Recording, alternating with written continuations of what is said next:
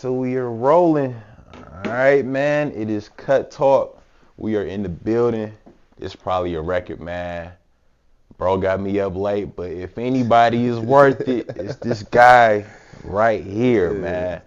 I'm with the intros, man. Hold on, man. Let me do you right. I wrote down some stuff before you got here. I gotta get a resume, man. I gotta do bro right, man. Hold on. Let me pull up my notes. Let me see. Wisconsin Scholar, alumni for sure. Yep. 4-year starter.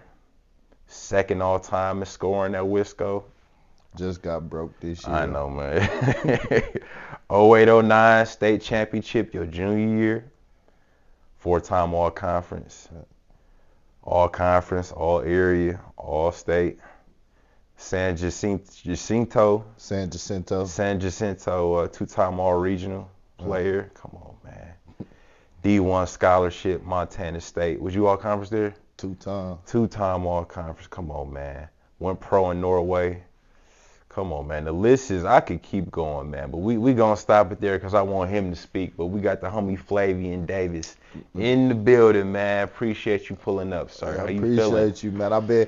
We've been long overdue, man. I know we've been talking for quite a while, man. Man, you know, I'm happy sure. we can make it happen. Yeah, and like the beautiful thing with that is like communications stayed. It wasn't like I text you and it's, man, I don't hear from. It was constant like back and forth. So man, I'm glad we was able to link. I was actually supposed to go on a date night tonight. Oh man, my bad. No, it wasn't even that, bro. What was crazy was my mother-in-law couldn't come by to watch the kids. Got you. So I'm like, damn, what Flav doing, bro? I got some time later on. So hit you up. You was able to pull up. So yeah, this perfect timing for me. It's a blessing, man. It's a blessing.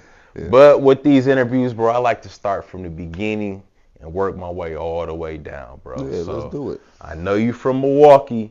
Tell me where from, bro. Whereabouts? I grew up on 58th and Capitol, the Barrows. You know, man, it was nothing but hooping on my block. Oh, you know what I'm saying? Probably 8 or 9 of us had courts. You know what I'm saying? So it was a lot of hooping. We putting the courts in the streets, playing full, going to Deneen. Yeah. You know what I'm saying? We got it in a lot. That's all it was basketball on the block. You know, we'll get into other things once we get a little later, but for the most part, you know, it's just hooping, you know. And I got to say, shout out to Jig. Shout out to Jig. Jig from over there, too. Yeah, so. Jig from them ways. So, man, Jig was the first person my age that I'm just like, bro, it's cold. Yeah. Like, how he do that? You know, we like 10, 9, 10. He using both hands. You know, he a lefty, but he can use his right hand. You know, he tapping anybody. He quick. He athletic. You know what I'm saying? So Jig was really having his way over there at an early age. Yeah. You know what I'm saying? And like, man, rest in peace to his brother too. Rest in peace to Wood. That's the one who put the battery in his back, bro. Cause I seen it early with him too. Like, bro, how was bro doing this? But you know, my was him and Wood was like this. Yeah. You know what I'm saying? So, man, R.P. Wood, but Wood was over there. You know what I'm saying? Him and Pre, they doing their thing at Deneen a lot. You know what I'm saying? The younger ones, me, Jig, you know, a couple other cats on the block. We were pretty much staying in the alley and putting it in the street. But, you know, from us to the older, you know, everybody hooped. You know what I'm saying? So that's all it was over there. So speak on that part, because I feel like that part legendary in the city. Speak on Deneen, bro. I feel like all the hoopers over there. Yeah, Deneen. So, you know, that's the neighborhood park, Deneen. So it wasn't nothing but like a 5-10 minute walk from our block to get there. Yeah. You know, epic runs. You know, it's some cats up there that was cold that ain't never touched the high school floor. You know, you really can get it in, then you'll get worked out if you ain't ready. You know? Facts. But you know, when I was younger, I couldn't even really get on the court with the runs. Well, you know? Pause. If you know how good this man is, and the fact that he say that, that's how you know it's different over there, bruh. At what age did you start to break in? I was young though. Yeah. You know, I was young, like 8, 9, 10. Okay, that makes sense. I'm about to say, like, man, what? Yeah, I was young, but even, you know, they wasn't nothing but like, you know, by that time, Pre kind of had ventured off. He was in high school, but it was probably 12, 13-year-olds, you know, but they was that, you know what I'm saying? Like, so I went going to other court play hustles, stuff like that.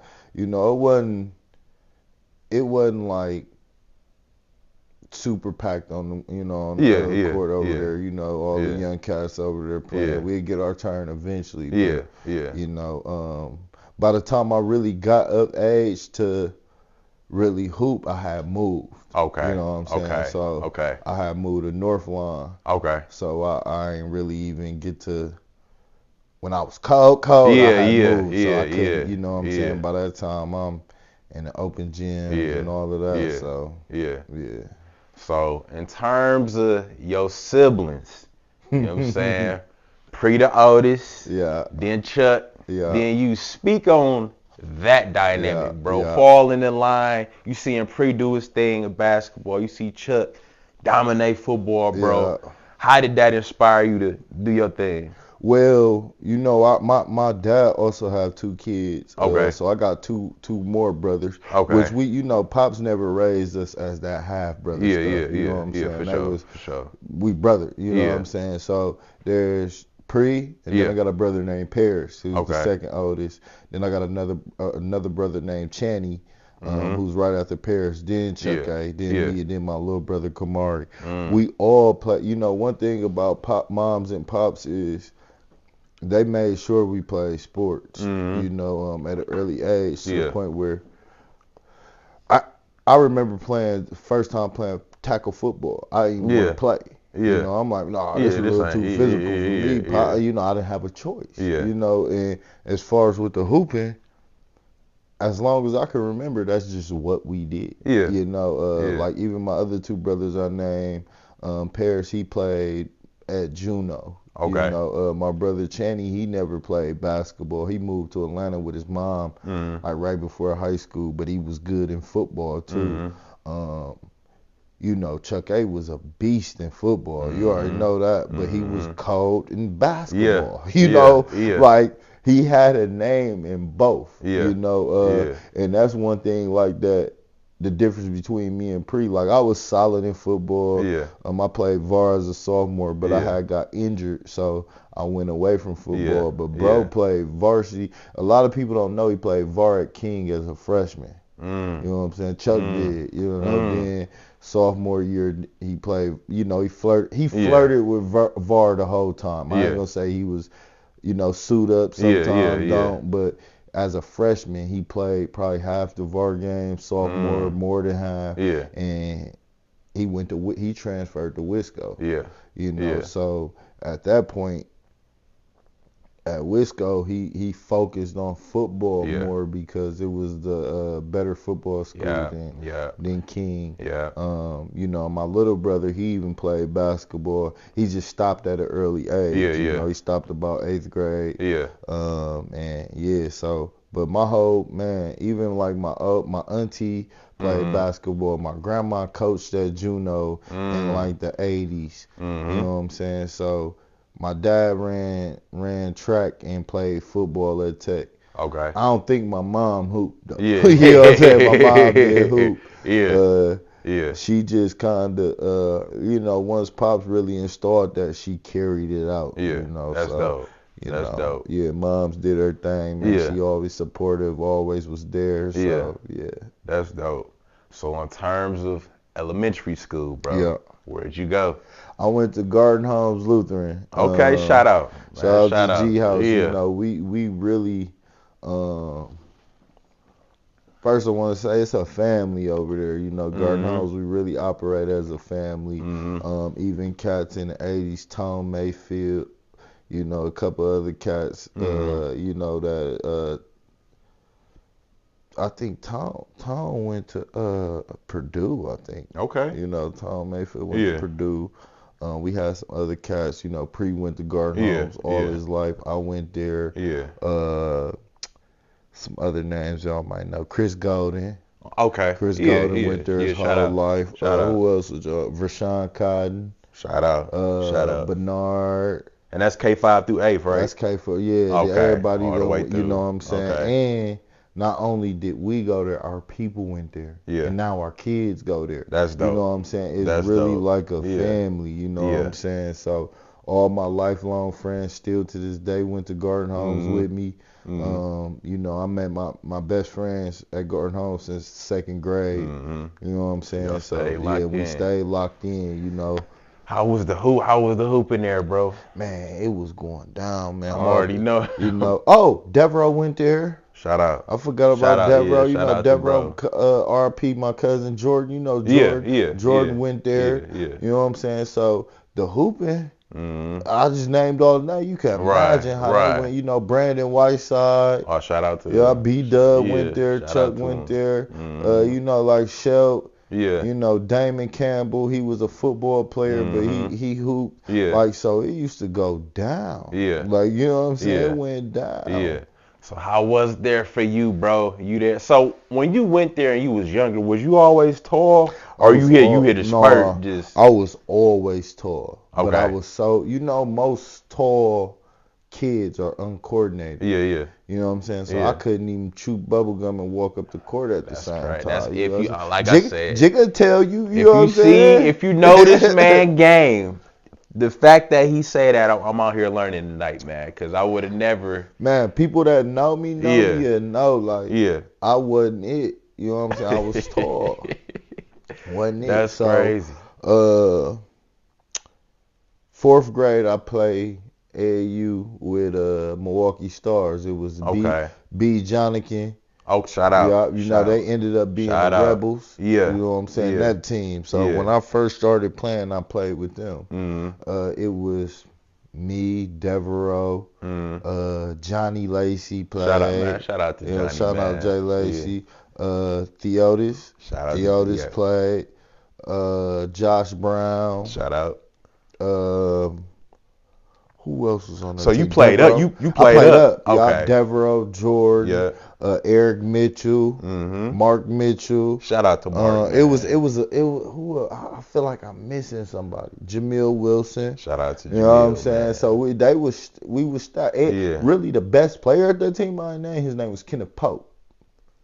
But he had the braids. He was doing 360 layups and shit. You know what I'm saying? Bud was really him. You know what I'm saying? I don't really know what happened with him and why he stopped hooping at an early age. But before Johnny, it was Bud. But Johnny always been cold. No knock to Johnny. He always been cold. Sure. But in the 5th grade, Bud was him. That don't mean nothing though. You know what I'm saying? Young, that don't mean nothing. But by 6th grade, Johnny had made that leap to become Johnny. You know what I'm saying? Sure. You know, Johnny had put 40 on you real quick. So I didn't play a lot. I didn't play at all. Matter of fact, you know what I'm saying? I gotta stop it. Like I said, if you know this man where he was at now, to hear that and respect that he keep it in 1,000. Yeah, man. I ain't play at all. So but it's stuff, you know, I couldn't react quick enough. I barely could do 5 push-ups. I'm coming last at all the suicides. You know what I'm saying? It was like that. That's so let me ask you, bro. You go from that. When did the transition to where you like, okay, it's starting to click? Because it ain't making sense. Got you. So right. I'm still tell you the timeline. So boom, the next year. I'm in 5th grade and 6th. You know, you pick up every year you go. So, B. Jonathan, they get John Tell, and they get Big Gary. You know, Big Gary back then wasn't too many big men that was messing with Big Gary back then. And Big Gary, one of my closer friends to this day. Still smart. So know the game, bro. Gary my guy to this day. You know what I'm saying? Gary in my inner circle. And me and Gary always joke about this. So going to AAU the next year, B. Jonathan, and it was the right thing to do at the time. You know, he kind of told me and Eric Mitchell, like, man, y'all might as well go and play y'all age group.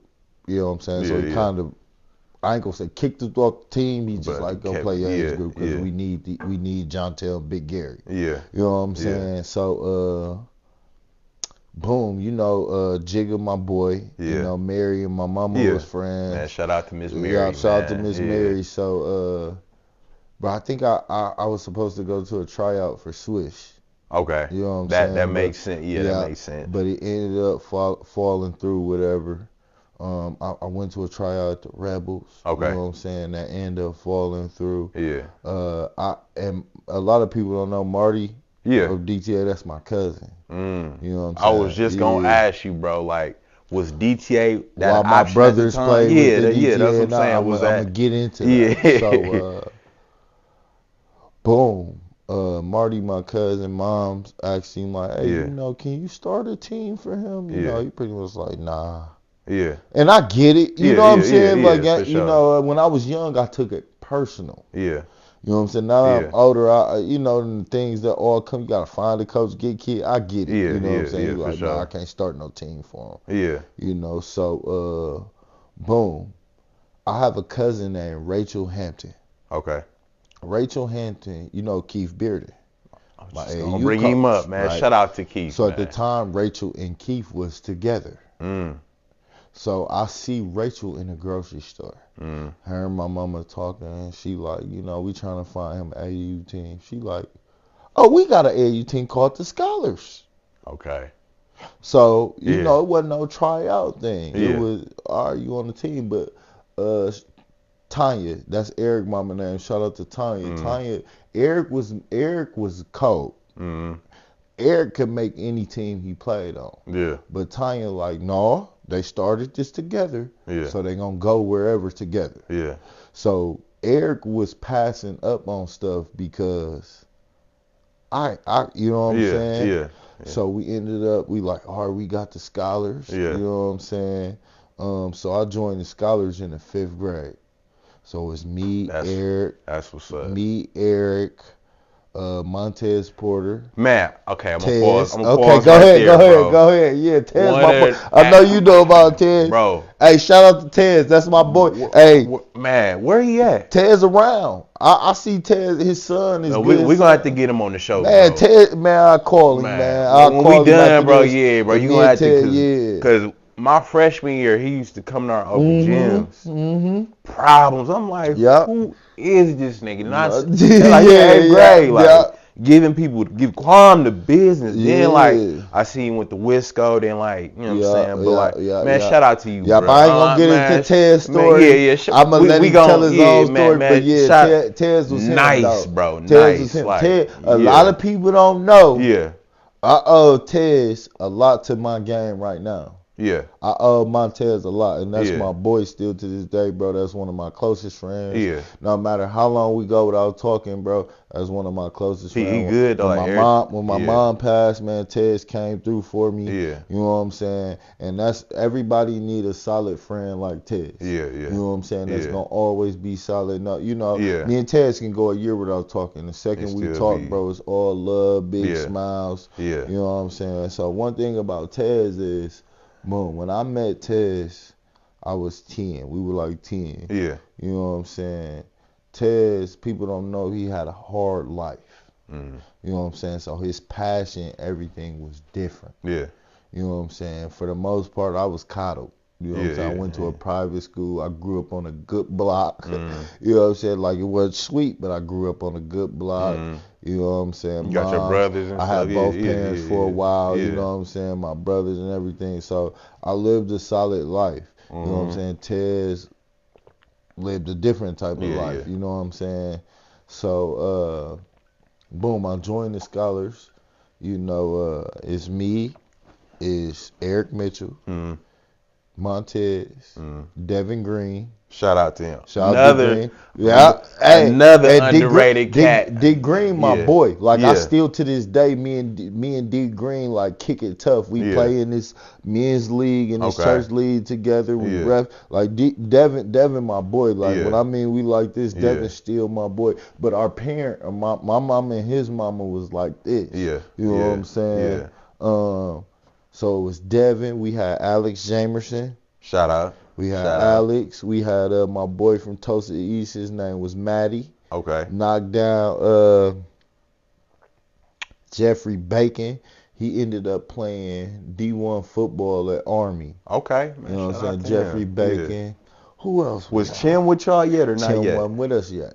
Okay. So boom, I'm gonna tell you how all this evolved, bro. Yeah. Like how we came from this to this. Yeah. So 5th grade we playing and we mediocre. Yeah. You know what I'm saying? We alright. By this time I can catch the ball, make a layup at least. You know what I'm saying? I couldn't really do much more than that, but I was telling everybody I could make a layup. Yeah. But when I ran into people my size, I struggled. Yeah. You know what I'm saying? Which it wasn't many people my size at the time. So we and I'm gonna tell you how I knew we kept getting better and better. So we go to Indiana Speech Tournament. You remember that tournament? We played this team called a Team Sac. Mm-hmm. You know who Deshaun Thomas is? Yeah. He went to Ohio State. Yeah. So I played against Deshaun Thomas from the time I was in the 5th grade to 8th grade, right? Mm-hmm. They beat us by 60. Like when I mean 60, they beat us by 60. Yeah. So Keith coached at this Catholic school. Yeah. It was called Mary Queens of Martyr at the time. Breaking it down perfect, 55th bro. and Billard. Yeah. So when I met Keith Montez, we were in the gym all the time. You know what I'm saying? I'm going to their games because Montez went to Mary Queen of Martyr. I'm going to their games watching. I'm practicing with them. I'm playing in my games. I'm playing AAU. Keith lived across the street from John Muir. It's Carmen right now. Okay. We going over to John Muir to play on the course. When I mean it was nothing but hooping. Nothing but hooping. Yeah. So boom, 6th grade year come around. Yeah. Now I'm starting to put it together. Yeah. I grow into my body. Yeah. You know what I'm saying? I'm finishing with both hands. I can dribble. You know what I'm saying? Yeah. I still was raw though. Yeah. So boom, at this point ain't nobody in Wisconsin on that. Ain't nobody messing with me at this level. Yeah. Boom. Shout out to Troy Huff. Man, shout out to that's Troy another Huff. one. You know man, bruh, you doing your thing. Congrats on your baby. But when you get here, bro, you already know what it is. I got plenty stories about. You know, I played Troy from the time I was 10 to I was 24. Yeah. Me and Troy went to the same conference in college too. Yeah. So I played against Troy like 6 times in college. Yeah. You know what I'm saying? Yeah. But boom, by this time, you know, it's like me, it's Troy, it's Montez, a couple cats from like Madison Racing, McHale. You know what I'm saying? Shout out to bro. Was, you know, Eric Mitchell still was like at the time. You know, Eric Mitchell was like that, but I had made a separation from everybody. You know what I'm saying? I was like pudgy at first. I was tall, but I was pudgy. Yeah. I had slimmed up. Yeah. You know what I'm saying? So, boom, we win state. We go to nationals. Yeah. It was this cat named Dakota Eden. He was like top 30 in the country. Popped him. Popped him. You know what I'm saying? We go to speech. We lose the team sack still, but we lost by like 15. Okay. So you know, improved like, okay, from good. the Boom, 7th grade year. Yeah. We get Chim. We get this cat named Dallas. We get Marcus Kirk. Let me you know what I'm saying? Dog, we gonna have to figure out something to get him on here. Chim, Marcus, I'm gonna say this about Marcus. He one of my favorite players to play with, bro. Hey, the first bro was so nice, dog. Like the first straight dunk up. I ever had was because of Marcus Kirk. He threw me the lob. So R.P. Ken, that's Marcus. Yeah, for sure. You know what I'm saying? Boom. When Ken comes to the team, when Ken and Marcus come to the team, now it's really nothing but hooping. That shit, y'all got a whip over there, bro. Like, we had Jaleel play. He was a sharpshooter. You know what I'm saying? We had at this time we got a pure squad. Was Cree over there when he with us yet? He wasn't with. He was still Rebels. Yeah. You know what I'm saying? Yeah. Matter of fact, let me bag up. This still was 6th grade year when Marcus came. What year did we become playground for that 1 year? So you know what was that? It was 7th grade year. So this is the year we became playground. Marcus came. Jaleel came. Tim came. Yeah. But Yeah, we was playground because I know we was playground because Kwame and was 9th grade and I played like 2 tournaments with Kwame and them. Yeah. You know what I'm saying? I played up 2 grades with Kwame and them. So we got a squad. You know what I'm saying? By this time, Chim him. Yeah. You know what I'm saying? And so we cold. Yeah. You know what I'm saying? We go to nationals. We do solid nationals. Yeah. We lose the team sack by like 10. Yeah. You know, we popping everybody around this area for sure. Yeah, y'all going through, But by 7th grade, that's when everything hit. Yeah. 8th grade. Yeah. By 8th grade, that's when everything hit. But in 7th grade, I had just turned 13. Yeah. Bro, we in the state championship. It's like 2 minutes left, Mark. I'm not over exaggerating. Yeah, bro. yeah. Me and Marcus catch a fast break. It's a 2-on-1. Yeah. Me and Ken always had me and Marcus practicing on lobs. Yeah. I dunking in like open gyms and stuff, but I still haven't dunked in the game. Yeah. I don't know what possessed us to try this. It's clutch, bro. We probably up like 2. Yeah, yeah. Bro, Marcus throw me the lob. I dunk it. It's over after that. Gym go crazy. We win nationals. We go to Memphis. You know, we end up doing solid in nationals. You know, like I said, we win team sack by a couple points. But by 8th grade, it's cracking. Let me ask you this, bro. Had you already transferred schools at the time? You wasn't at Gardner Holmes anymore? Was you already at Wisco? No, the Catholic middle school. That Keith was at. I never went there. I don't know. I thought you. I was always around. I swear I thought you. Somebody told me you was. I went to Gardner Holmes my whole life. Damn, I swear I thought you. That's crazy. I was just there, bro. I was just there all the time with Montez and Keith, bro. Okay, like that makes sense. Yeah, we was like this. Okay, you know what I'm saying? Keith. I mean, shout out to Keith, bro. Man, Keith, for real, people man. don't know. Any podcast, any talking I do, I'm gonna forever give Keith his flowers, bro. Facts. Because Keith played probably the biggest position in my life as far as basketball. Yeah. You know what I'm saying? I really got 2 people that played a big position in my life. Yeah. And Keith is one of them. Yeah, for sure. And his is probably even bigger than the other person. Yeah. I'm gonna get into him a little later. Yeah. You know what I'm saying? But shout out to Keith, bro. Yeah, for sure, Keith know how I feel about him. Yeah, Keith. He know how I feel about him. You know what I'm saying? Like, Keith forever. Hey, and hold on. I got to shout out to all the coaches. Shout out to Tony. Yeah. You remember Tony? Yeah. Assistant. And shout out to Jesse, bro. Yeah. When I mean they did so much for me. Yeah. And in my whole AU career, bro. Yeah. Like they did so much for me, bro. I gotta give them their flowers. For all sure, 3 of them, man. bro. For sure, bro. Like Keith, like my sophomore year, I was on VAR. Literally the only reason, cause I wasn't playing that much, and Mikael wanted to do the 2-on-2. Got you. I'm like, man, I ain't with all that. Only reason I did it, cause Keith was there. Yeah, that's literally like the only reason I did that. So man, shout out to Keith, bro. Stand-up guy, bro. Man, Keith shout out to bro, held man. people accountable. Yeah, man. He taught you life lessons other than just basketball. Yeah, that was his whole thing, bro. For sure. So 8th grade year, yeah, we like that. Oh, for sure. When I mean we like that, at this point we're on a national area. We didn't play state. Yeah.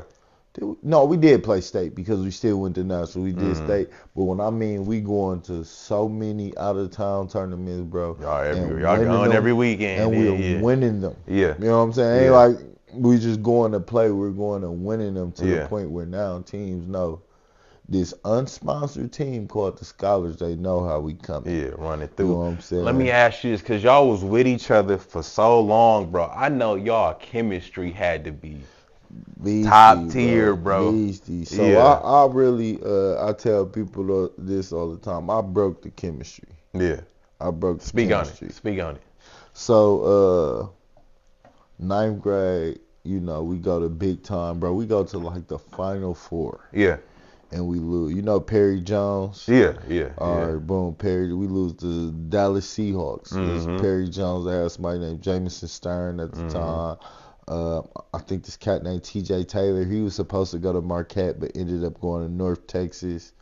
But we ended up losing them in the Final Four. Boom. At this point, I'm you can look this up. Yeah. I'm top 50 in the country my 9th grade year. Mm-hmm. So, I had never been to no camp. I got to go back, though. I got to go back. I'm sorry I'm hopping Go all over the ahead. place. Go ahead. My 8th grade year, my very first AAU tournament, I go with, it was called Bless IJN. Yeah. With Lil Danny, Trail, Keys, Brandon. Yeah. I go to Arkansas with them. Yeah. We win it. You know what I'm saying? I'm in 8th grade. Boom. Colleges started rolling in when I was in the 8th grade because I went and played in this 9th grade tournament. Mm-hmm. So, shout out to Keontae, you know what I'm saying? Shout out to Danny, you know what I'm saying? We really went there and won, we won, you know what I'm saying? I ended up going to Philly with them the next week. And I only played 2 tournaments with them, that was it. But I was forever locked in with Keontae and Danny, you know, Keys Brandon, you know, Ed, you know what I'm saying? Yeah, all of them. You dropping 2, man, all of them. Yeah. Danny, we're gonna have to figure out something with bro too. When I say I'll link you with Dano. Nice, Dano gotta get his story out, man, because Dano nice. It's Jigga Dano, Johnny, you know what I'm saying? Yeah, in that same. Yeah, it's crazy with them though. Shout out to bro. Shout out to Dano. Ed too, man. Ed shout too. Out, man. Mid-range bandit. You know what I'm saying? Yeah. But so 9th grade year, we solid. You know what I'm saying? DTA got a team at this time. Yeah. Let me ask, how did you feel? You wanted that to happen when you was younger. Now they get a team. Did they reach out to you like, hey, bro, what you on? I'm staying solid. Scholars for life. I feel you. You know what I'm saying? That was my biggest thing. Back then they didn't want you. Now I'm hot. You know what I'm saying? That's how I felt. Let me ask you, did Pre ever like, hey bro, like, you know what I'm saying? No. So I think with Pre didn't really know how good I was to high school because he was gone. Yeah.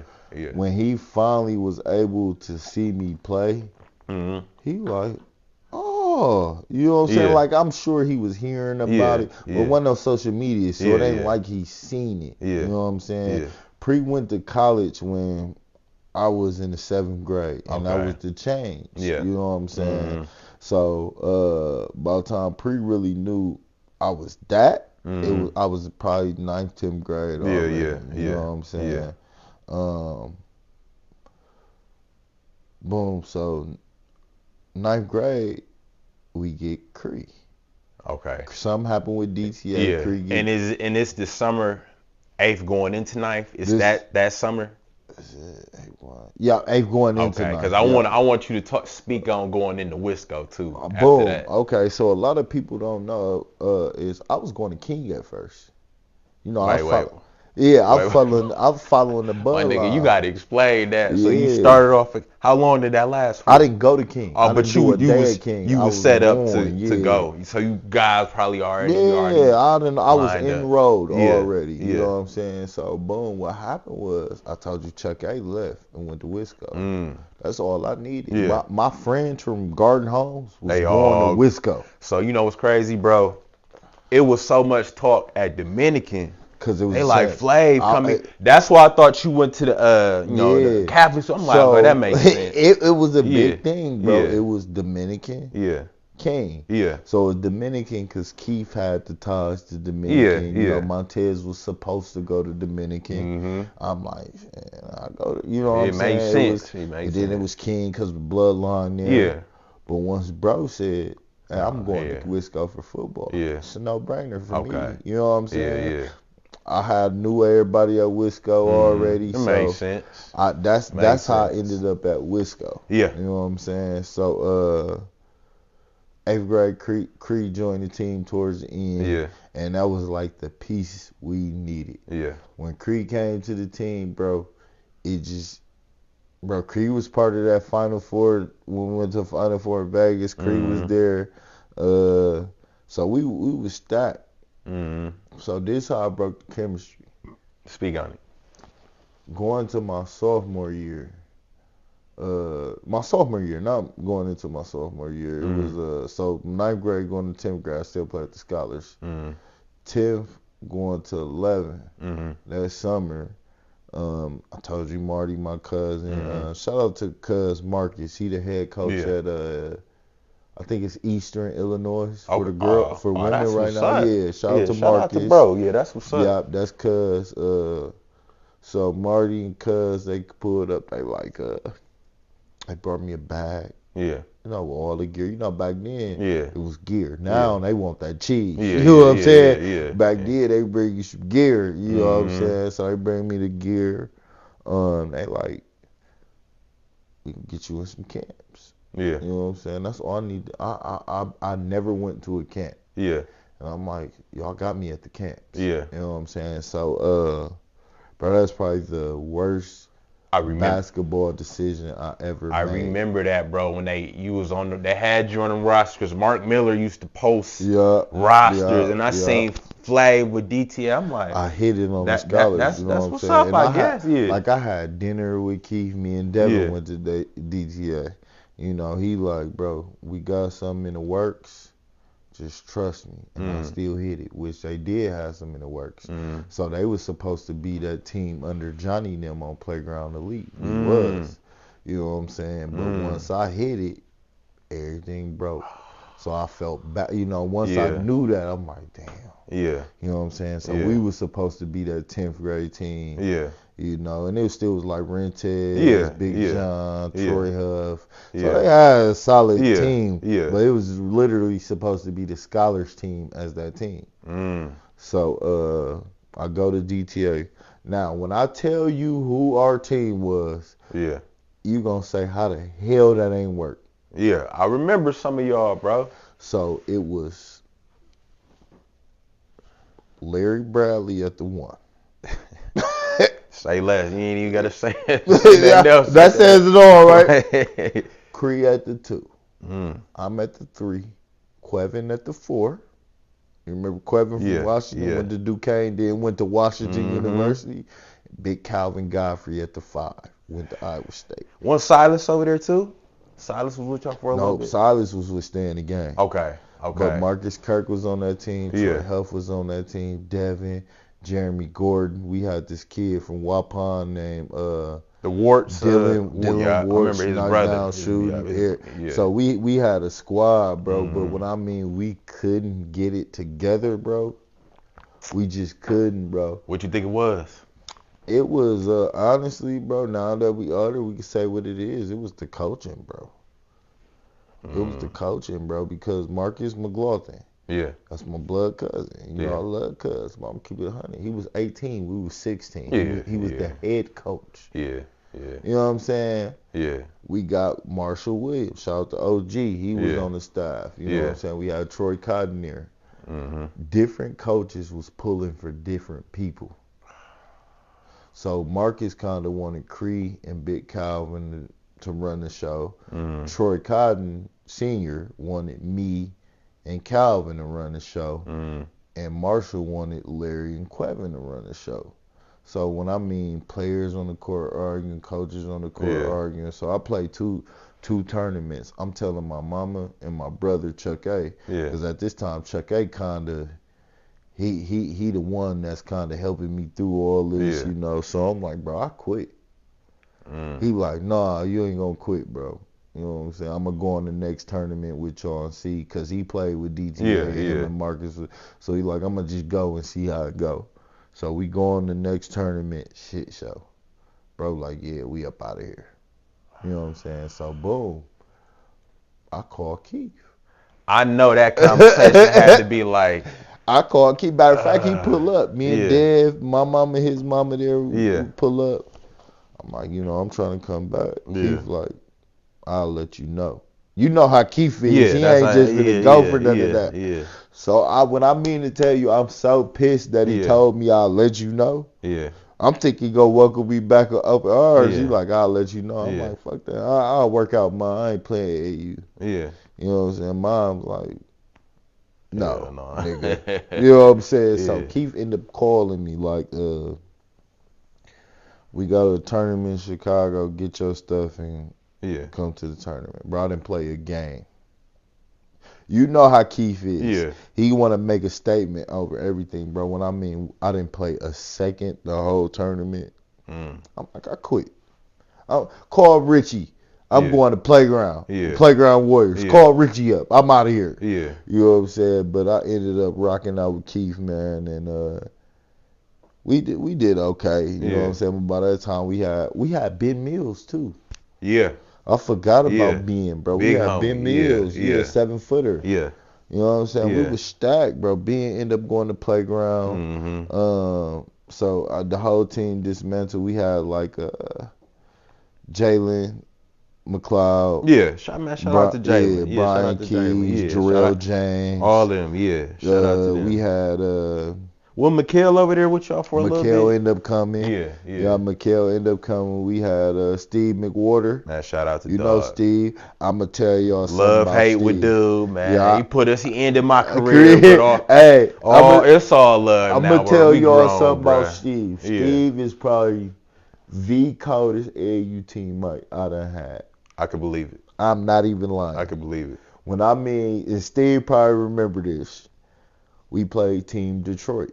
And we were in 11th grade. This NY LA. They had Trey Ziegler. He ended up playing at Pittsburgh, and they had Ray McCullum. Remember, he played on the Kings for a couple years. Yeah, dog. Bro, we were down like 20 at half. It got into pretty much a 2-on-2. Yeah. Between me and Steve and Ray and Trey. And the matchups was McWhorter and Ray McCullum and me and Ziegler. But we ended up losing by like 4. But when I mean, my grades wasn't it at the time. Yeah. You know, that's why I ended up. But when I mean, I had coaches calling. Yeah.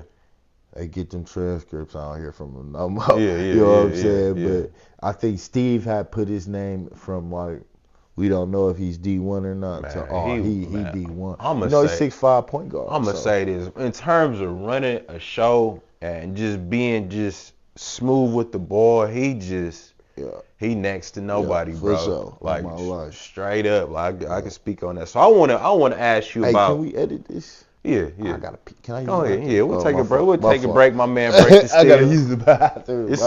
It's right there, right around the corner. Good looking.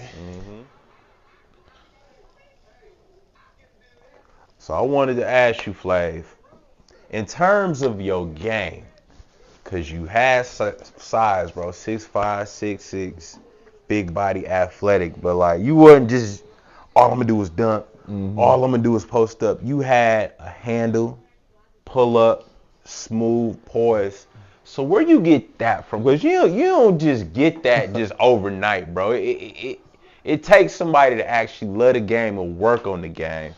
So how did that come about, bro? Okay, boom. So, remember I said I got to give a big part of my game to Montez. Yeah. Bro, we'd go to the park, go to, 55th and Villard, and we would just try shit. Like, we would just try shit. And we'd try it in the game, try it in the open gym. To it just became happy. And bro always was like, he was a workout freak, bro. Yeah. Like, you know what I'm saying? It was times I ain't want to do, he was like, no, bro, we finna go. You know what I'm saying? When I mean, we at the park by ourselves, bro, doing dribbling drills. You know what I'm saying? Yeah. We doing all type of stuff. Keith showed him and he showed me. That's dope. You know what I'm saying? Dope. He kind of like, no, bro, we got to work on this. Yeah. We got to do this. You know, it's times, bro, I remember, bro, he missed a game-winning shot. Yeah. Bro, we got home, and he went right across the drive mirror, bro. What I mean, it's probably 10 at night. And I ain't want to go. Yeah. I'm like, oh, well, I'm here with you, so I guess I'll go. You know what I'm saying? And we went over there, bro. We probably shot 100 shots, bro. Dribbling drills. We was trying to do. Yeah. You know, bro just was a workout freak, bro. Yeah. He'd try shit and be like, I'm trying this in the game. Man, shout out to bro. You know what I'm saying? Shout out like, to bro. Shit, let me try this in the game. Man, shout out to bro. And let me ask you this. So in terms of you playing AAU, then you playing at Wisco, how much did you have to change your game playing between the two, bro? Yeah, speak on that, bro. Speak on it. My first 2 years, bro, at Wisco, I played post. Yeah. You know what I'm saying? Because it was a older coach who still was stuck in traditional ways, and he ran sets for me. Like, don't get me wrong, but it was kind of all like post touches. You know what I'm saying? He didn't allow us to throw lobs like that. You know what I'm saying? Like, he put in a lob play, but it should never work. You know what I'm saying? Like, that was the only time he wanted us to throw lobs. So I'm playing one way in AAU, then I gotta come to high school and play another way, which I still had the green light. Yeah, but it was different. You know what I'm saying? And it was even different from my freshman year to my sophomore year. You know what I'm saying? But yeah, bro, it was a little different. Yeah, and like, bro, I could speak on it a little bit, because when you go into high school with a little size and the team's small, it's like, damn, man, I got to do the dirty work here. Got to do the dirty work here. Because I played middle school, I was a point and a 2. And then I get to Dominican, I'm like the second tallest person here. So it's like, you don't have no choice. Like, but come on, man. Like, dog. So, like, I had to ask you just how was you, but, like, luckily you made it work. Yeah, like, you still was able to show your bag and all that. So, Mel. Shout out to Mel, Shout out to Mel. Mel had grew. Yeah.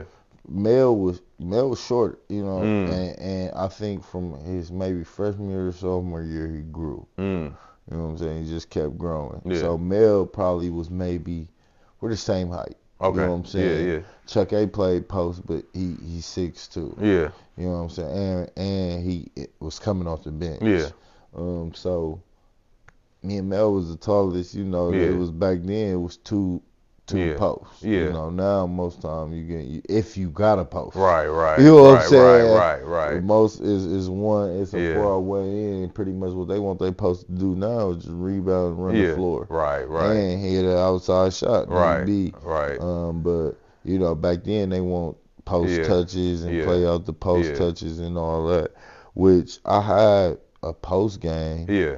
But because you was a scorer, bro. I was a scorer. You definitely could fit. Yeah. But AU, you know, I'm bringing the ball up. You know, I'm getting screens. And, you know, I really couldn't do much of that at Wisco my freshman and sophomore year.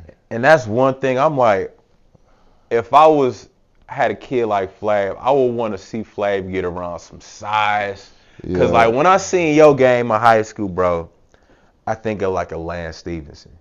Somebody that's how you a little bit better shooter. That's what I think. And he was able to play with size and really show his bag. So like that's what I wish you could have. But you still did your thing. Yeah, like in transition, I could do it. But as far as you know, they want to run a play and stuff like that. But so boom, you know, I was about to go back to King. What year was this? After my sophomore year. Was the rule already where you got a city year? Nope, not yet.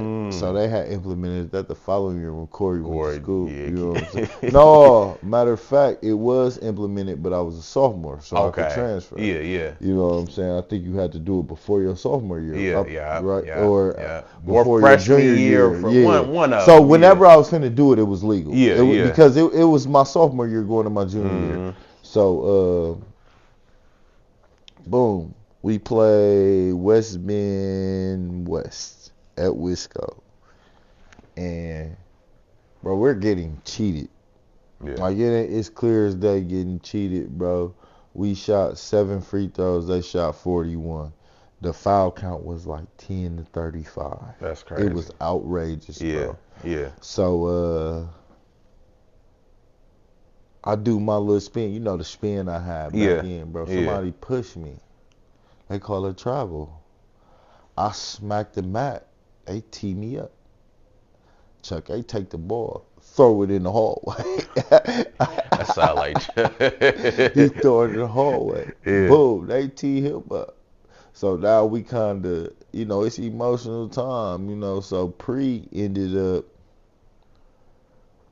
he came to check us. You know what I'm saying? Like, bro, y'all tripping, woo. But somebody from Wisco ended up like trying to get on Pre heels. Yeah. Like, hey, don't talk, you know what I'm saying? So Pre ended up like, hold on, you know what I'm saying? Woo, woo, woo. So long story short, me and Chuck A end up getting ejected. Pre got banned from Wisco for the rest of the year. Mel ended up getting ejected. Like, it was one of them type of things, you know what I'm saying? My mom and them arguing with people in the crowd. Mel, moms and pops, step pops arguing with people in the crowd. It was one of them type of That's games. like Malice in the Palace in that motherfucker. Yeah, but like, for real. Yeah. So when we get to the locker room, our coach, he down there pretty much telling us like, we disgraced the school. You know, we made them sick to. You know, we made them sick to their stomach. Yeah. All that. Yeah. So at Wisco, we get, if you're on choice, you get lunch tickets. So technically, you eat lunch for free. Yeah. So we had to go to the admissions office to get the lunch ticket. So we in the admissions office talking to one of the admissions people, and they pretty much was tearing us apart. Like, y'all embarrassed the school, you know. So I come home, tell mom, like, man, so-and-so said this, so-and-so said this, so-and-so said this. So moms go up there the next day, cause hell. So mom's like, as a matter of fact, he won't be here next year. So, boom, I'm going back to King. Yeah. I don't know if you remember, King got sanctioned that year. Yeah. Remember, they couldn't go to the playoffs for 2 years. So that ended up happening. I'm like, ain't no way I'm going to King now. Right. So I hit mom, like, can I go to Vincent? Yeah. She like, hell no. You know what I'm saying? Yeah. Hell you no. Ain't think about going to, you know what I'm saying, Milwaukee, Chim over there, Milwaukee Lutheran, Nah, you know, them the ops. Yeah. You know, them the ops. Yeah, so I could, get it. You know what I'm saying? I could go there. Yeah. Like Dominican came up. Yeah. Toast East came up. East would have been nasty, bro. But you know how to get in Dominican.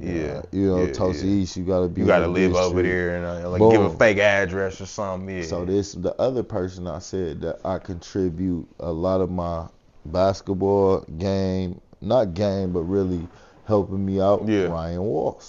Okay. So Ryan Walsh was the JV coach at the time. He was my homeroom teacher. And it was his dad who was a coach. You know, shout out to the whole Walsh family. Dale, Ryan, Micah, Justin, like all of them. I love them. You know, I got a lot of love for the whole family, you know. Even though, you know, Dale, you know, that's what I was talking about my first 2 years. He still did a good job for what he could do. You know, he never did wrong by me, none of that type of stuff. It's just he was a little older in his coaching disconnect. Style. So Ryan get the head job. Dale retired, Ryan get the job. So Ryan sit me down. You know, I had a real good relationship with Ryan. He like, man, if you just give me a chance. You know what I'm saying? Like, we probably can do something good here. You know, I'm like, shit. Yeah. Fuck it. Let's do it. I'm Right. gonna stay. So. And it's going into your junior year. The state man, year. Speak on it, bro. You know what I'm saying? And like I said, shout out to PJ, Quan, and Quan, you know man. What I'm saying? Lil Terry, Gavin, Rumler, Marcus, Jake. You know what I'm saying? I really gotta shout the whole team because everybody played. They rolled well. Yeah. So boom, Ryan become the head coach.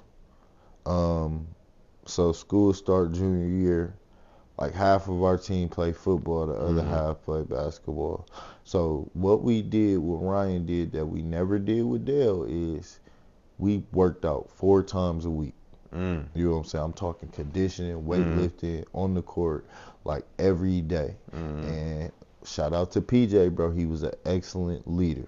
Like you know what I'm saying? That sound like, bro. He was an excellent leader. He ain't let people get away with half-assing it. We there every day. You know what I'm saying?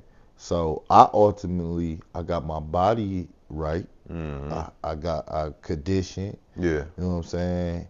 Ryan switched the offense from 3 out to 2 in to 4 out and 1 in. And that put me on the wing. Okay. You know what I'm saying? Now but Ryan any chance y'all get, throw that lob. Yeah. He like, that's a crowd that'll get the crowd, that'll get us going. So it was to the point we was throwing so many lobs, Ryan like stop throwing lobs. You know what I'm saying? Y'all overdoing it. We was overdoing it, like you know what I'm saying. But when I mean, I was freaky. Yeah. You know what I'm saying? Because I had went through the strength and conditioning for a few months. You know, so PJ Quan, shout out to Quan. Yeah, bro. That's my bro. A lot of people don't know how cold Quan was. No, that's my bro. Yeah. Like Quan was so cold, bro. I'm gonna say this: it's Jig. Quan probably like Quan, like facts, straight up, facts. I'll vouch, like straight up, bro. like Quan really was like that, bro. You know what I'm saying? Yeah. But Quan ain't. He's humble. Yeah. You know what I'm saying? He ain't gonna do too much bragging on this, especially at that time. You know what I'm saying? He just wanted to hoop. Yeah. You know what I'm saying? He didn't really care about all that other stuff. Yeah. But when I mean Quan was cold. Yeah. Cold. So we had PJ.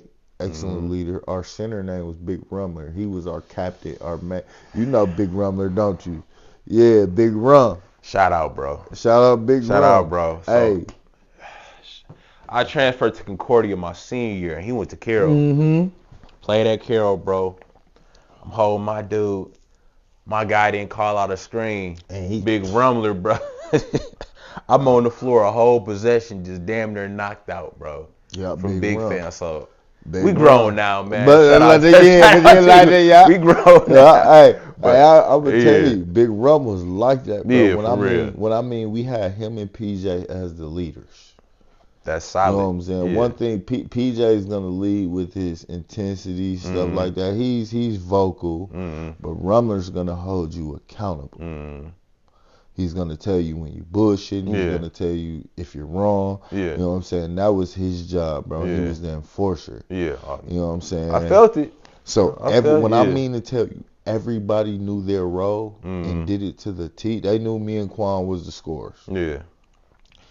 Rummer enforcer. PJ is a facilitator, defender, and Gavin was our defender. You know Gavin Joyner? Yeah, shout out to Gavin. Yeah. Shout out G-Rock. When I mean G-Rock was, PJ gonna hold the guard, he gonna pick him, but Gavin's gonna hold the best player every time. Like, bro, he held Jimmy Sherburne to like 12 points in the playoffs. If you know who Jimmy is, shout out Jimmy, bro. 12 points. That's tough. You know what I'm saying? That's mean, shout bro. out Jimmy, That's bro. Mean. When I mean, bro, Chim ain't play. So that year we won state. We went like 16-0 before we lost. We beat in the Christmas tournament at the Isle. We beat Bayview by like 30. Johnny was gone though. Okay. We beat Bayview by like 30. Then we beat Racing St. Cats with the twins, Jake Thomas, Steve McWhorter. So that was like the game that was like, oh, we cold. You know what I'm saying? Like, we cold. Boom. Go ahead. Let me ask you, Flav. In y'all conference, bro, who was a team that was just like, because I know y'all was tops, but who was like y'all biggest just like? Bro, for some reason, we always lost to West Bend West. And they, really? Bro, they weren't good. They were like middle of the pack. And we always seemed to lose to them, bro. We lose to West Bend West, and like twice we lost to Economo. Okay. But bro, we won conference like 10 years straight to the point where they kicked us out the conference. Yeah, it's all different now. Pius now. Yeah, we in Woodland. We were in Wisconsin Little 10 at first, so it was us, West Bend East, West Bend West, Slinger, Watertown, Hartford. Y'all was running through that conference then, like shit, who did y'all have a rival in that or not really? Hartford. Hartford. Okay. Hartford. But I mean, we was popping too, bro. Like that shit was really too easy, bro. Like real talk. I'm already Wisco had no business being in Wisconsin Little 10. I'm already knowing because all them schools are like, bro, they like 45 minutes away or more. Watertown. Beaver Dam was in that conference. We the closest to the, like, you know, we didn't play black people. You know what I'm saying? We got 10 black kids and 4 white. Bro. So you know what I'm saying? We was already different going out there popping them. You know what I'm saying? Yeah, that's a football conference if you Yeah, that's think really a about football it. conference. You know what I'm saying? But we beat Steve and them, so we cold. Yeah. We end up losing to West Bend West that Okay. very next game. Went on another tear. Ended up losing them a Economo Walk. Who did they have that was straight? They had. He was like a football player though. Okay. His name was Paul Swan. Okay. Yeah, Paul Swan. Okay. The reason why we lost to Economo though, I'm grown and I'll tell this story now. I had just started smoking around that time. Yeah. You know what I'm saying? I was like 16. So, you know, I'm young experiment. And I'm like, a couple cats from Wisco, like, we finna get high right after school. Yeah. I'm like, I'm gonna come smoke. Yeah. So I went to the game high. You know what I'm saying? I played terrible. And I ain't smoked no more before a game. I played terrible. So you live and you learn, bro. I live and I learn, bro. So playoffs start. We get a first round bye. Yeah. And then we play St. Francis. Y'all was the 1 seed? Yeah. Okay. We pop St. Francis. Already knowing. We play Milwaukee Lutheran. Was Chim out? Chim was out. Okay. So you remember Danny scored 50 on Milwaukee Lutheran, but they lost. Chim broke his hand. Yeah. So we play Milwaukee Lutheran. We kind of like, well, we gonna pop them. We going overtime. Yeah. You know, they really almost beat us. Yeah. We beat them. So the next game we play, Jimmy them. Yeah. I heard about that game. I still say this to this day, bro. That was the most packed game I ever played in high school. Where was it? It was at Waukesha South. Okay. Bro, they had to pull out like some more bleachers on the baseline for people. When we got there, the game was on a Saturday. It probably was like at 3. Mm-hmm. We get there at like 1:45, 2. Like a pack. Wrapped. That's crazy. Wrapped. Cause bro, Bay, they was like for that they had to be like number 1, number 2 in the state. Bro, they was supposed to win state. You know, they was like the favorites they to win mopped state. us that year, bro. Did they? Like, yeah, bro. Got you. Got you. But you know, they were stalling. Yeah. They get up and stall. So you know what I'm saying? So the yeah. game plan was don't let them get ahead. Yeah. You know what I'm saying? Yeah. It was a low scoring game. Mm-hmm. It was a rugged game. I'm talking about Jimmy only had 12 points. Bro, I probably only had 12 points. Yeah, you know what I'm saying? It was one of them type of, it was like 34 to 32. Grind that shit out, You know what I'm saying? But like I said, they were the favorites to win state. Yeah. So we end up beating them, bro. Shout out to G-Rock, Gavin, bro. He did what I mean, bro. He was probably one of the best defenders I ever played with, bro. Because he was my size, my height, a little slimmer. And he was physical. Bro, what was the dude name of y'all team with the frizzy hair, dog? Tim Rotruck. I hate that dude. Shout out to Bro, Tim. I forgot about that. I told you I'm missing somebody, and I was missing Tim because Tim is a vital part to our team. Shout out to dude. Shout out to Rotruck, man. Rotruck, really the one that got us to state. A lot of people don't know that. Yeah. So boom, we beat Jimmy now. Yeah. So now we play at the Owl in sectional finals. We play against Pewaukee. So Wisco and Pewaukee have a rivalry still to this day to get to state. Yeah, that started back then. Yeah, in 09. Mm-hmm. So I'm gonna tell you another funny story about this, bro. When you gonna be like, oh, you niggas was bullshit. So the game was on TV. Yeah. Time Warner Cable. Yeah. I'm like, all right, I gotta get fresh. Yeah. I go to but we gotta shoot around. Let's just say shoot around at 12, the game at 3. Yeah. I'm at the barbershop till like 1. I miss shoot around to get cut. I get to the end of shoot around, bro. And this is to go upstate. Yeah. So they pissed. I get there, Quan ain't there. Quan ain't there, bro. PJ, they all call me like, oh, y'all bullshit. So when I get there, I'm like, dog, where Quan at? They gotta go pick Quan up from the crib in Westline. So we play at Owl. One of our other coaches go to Westline, pick Quan up. We go to the Owl. Ryan give it to us. Yeah. All I know is we better not lose. You know what I'm saying? He was so pissed. Yeah. I would have been pissed too. Oh yeah, for sure. You know what I'm saying? I'm like, bro, y'all wait to this game to do this crazy shit. Yeah. So, bro, we really down 9 with like 3.5 minutes left in the fourth quarter. So it ain't looking so good. Bro, this nigga Tim hit 2 back-to-back threes. Yeah. Popper. Yeah. Now it's a game. Let's go. So timeout. Let's go win this game. Yeah. We go out and win the game. So that's the first time in school history we go upstate. Oh no! Really? First time in school history. So y'all been upstate plenty of times, so you know the feeling. Yeah, you know what I'm saying? Y'all did it so much, it was almost regular for y'all. We had never did it.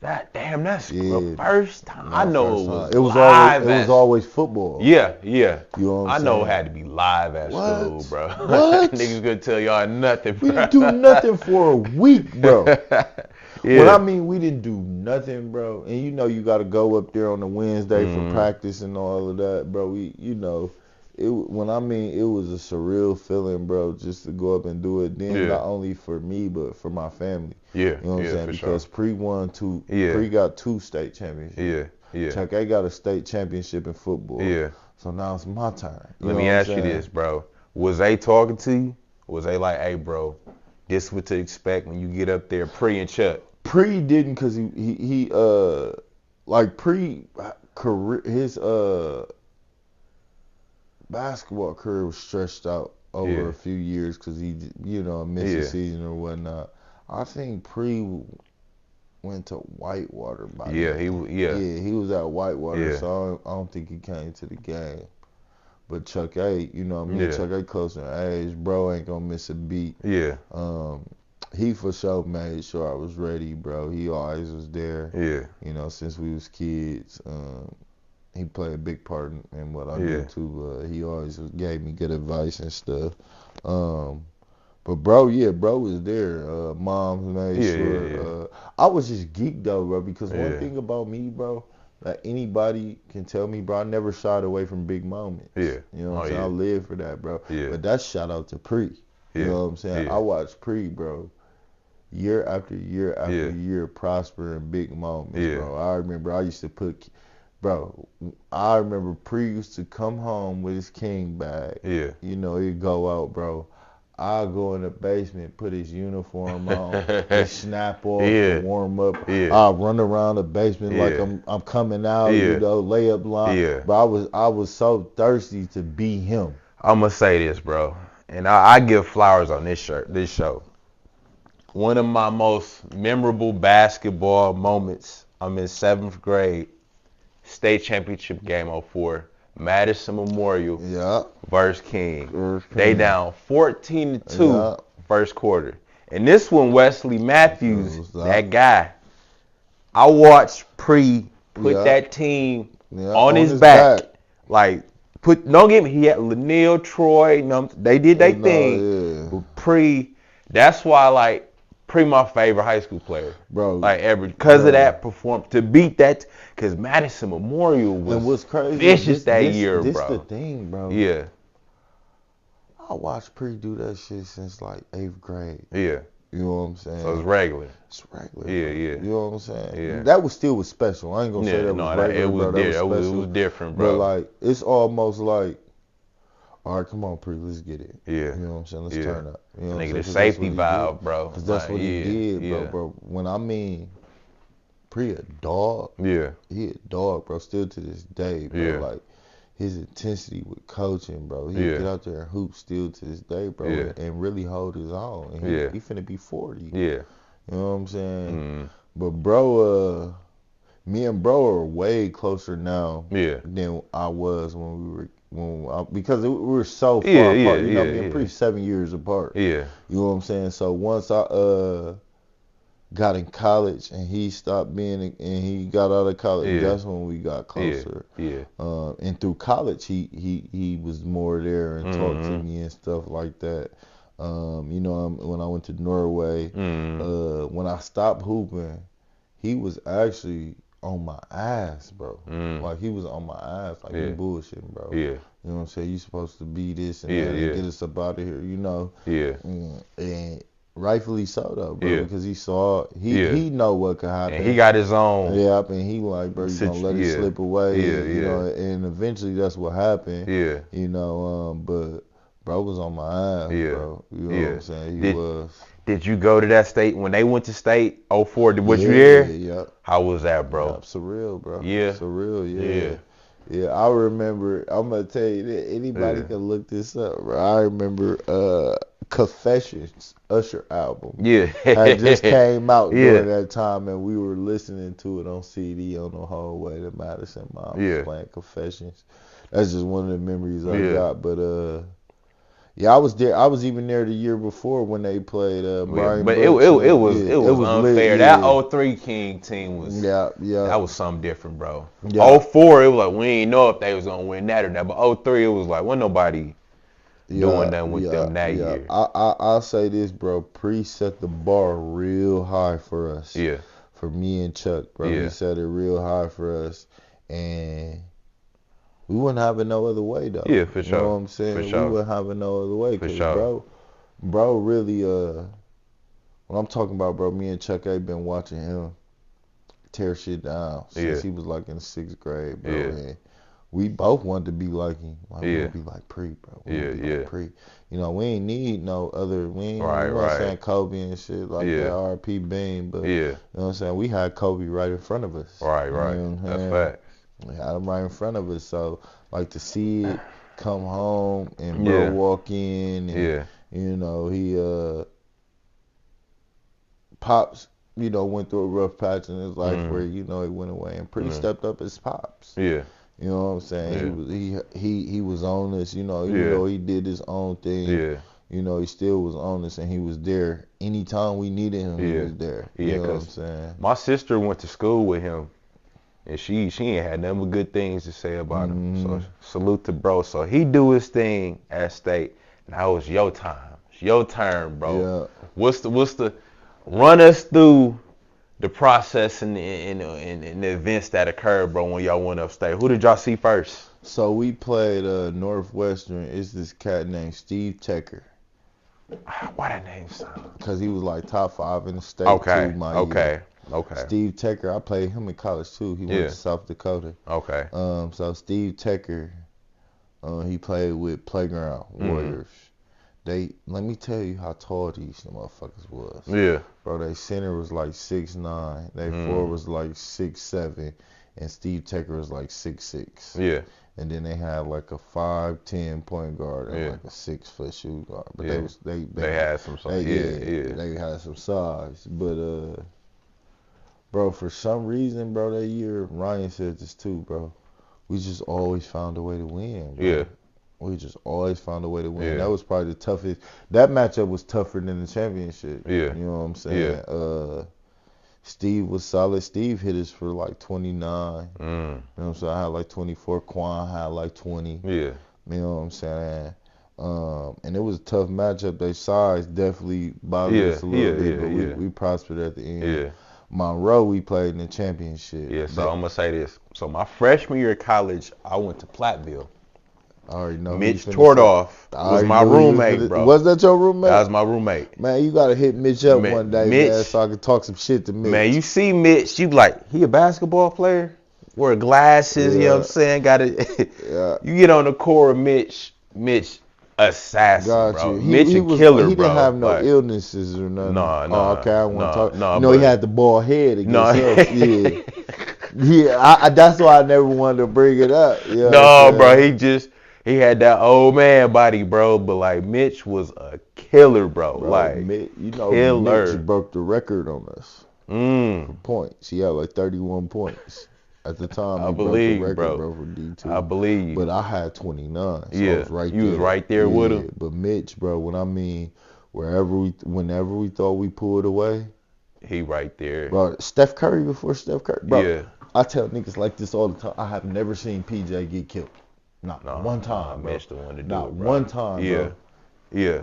Mitch told but PJ played the best game of his career too. PJ had like 17 and like 10 assists. He went crazy, bro. You know what I'm saying? But Mitch? No, Mitch different, bro. Bro, Mitch taking 2 dribbles past half.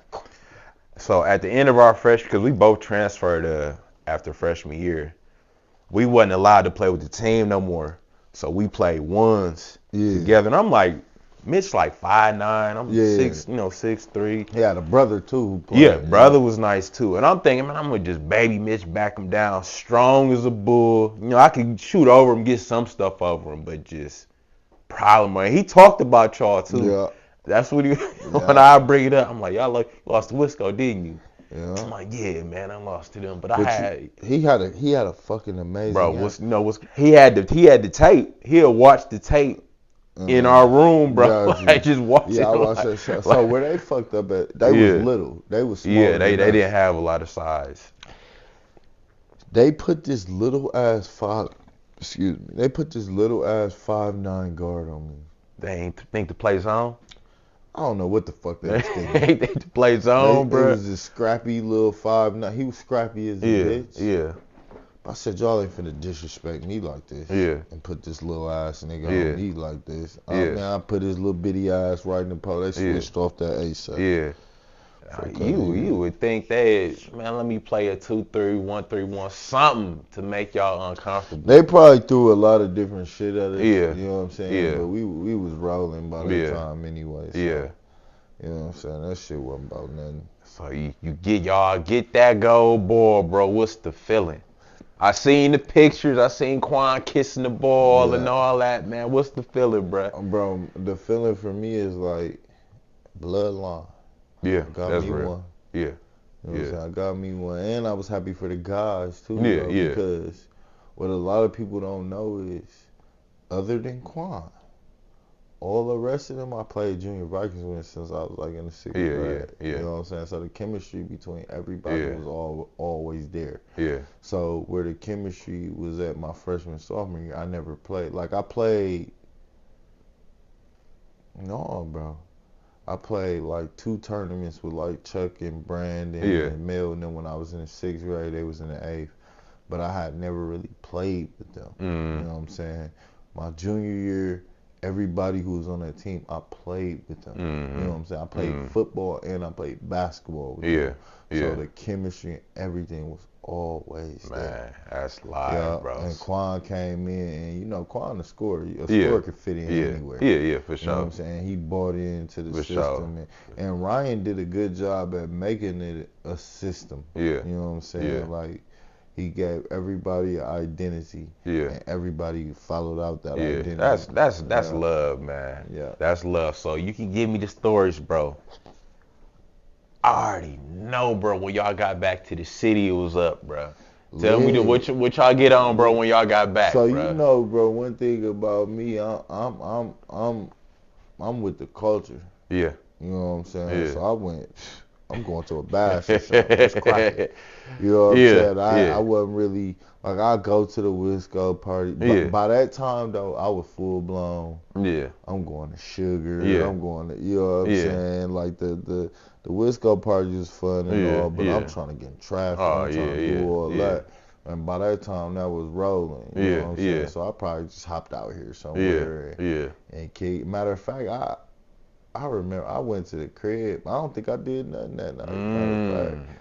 Yeah, my girl at the time, I think I was there. We had some girls over or something like that, but ain't nothing wrong with that either, man. Ain't nothing wrong with that either. Yeah. So let me ask you, Flav, what's the recruiting looking like? You know what I'm saying? I know they had to be blowing up your phone during that time. If I'm gonna tell you the recruitment, I gotta go back so that you can clear, understand. So my freshman year, ask anybody at Wisco, bro. When I mean any team that played Marquette or Wisconsin came to Wisconsin Lutheran practice. I'm not lying. When I mean, back then it was all the male. Bro, I'm talking, bro, I got pillowcases after pillowcases after pillowcases of mail. The first offer I ever had was Marquette. Yeah, well, I had Marquette. So then I got offered from Baylor.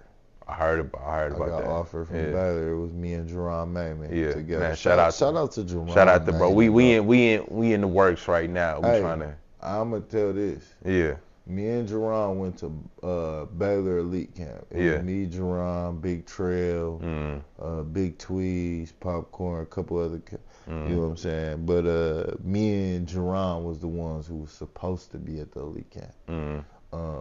We did this 3-on-3, you know, the continuous 3-on-3, and every 5 buckets, that's considered the winner to 5, and you get a shirt. You know what I'm saying? But me and Jerron probably left out with 4 shirts. No over exaggeration.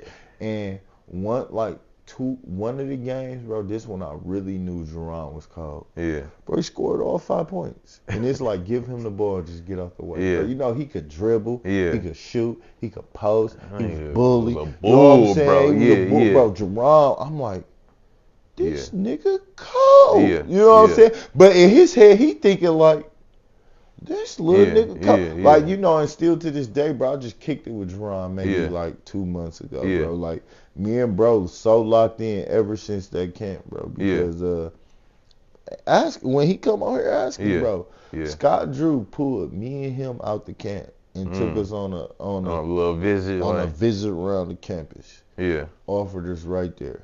You know what I'm saying? I swear to God, bro. On moms. No lie. You know what I'm saying? No lie. So this like my freshman year. You know what I'm saying? So I got Marquette. Baylor was first. Marquette was second. That came like my sophomore year. When we played at the Al McGuire Center, bro, on moms. Ask anybody who went to Wisco. Dominic James, Jarrell McNeil. They came in the locker room. Hollered at the team, hollered at me, I swear. Because I had played in the pickup game with them before. Okay. You know what I'm saying? I had Drill, Maurice Acker, Haywood. You know what I'm saying? This is where I played in the pickup with them and held my own. You know what I'm saying? Like, don't get me wrong. I wasn't killing. I wasn't a liability. You know what I'm saying? That was the biggest thing. So they was familiar with me already. So they came in, hollered at us. Then was like the only, like I had smaller school, North Dakota. Okay. Oregon State was messing with me at the time. Iowa State. Iowa State would have been nice, bro.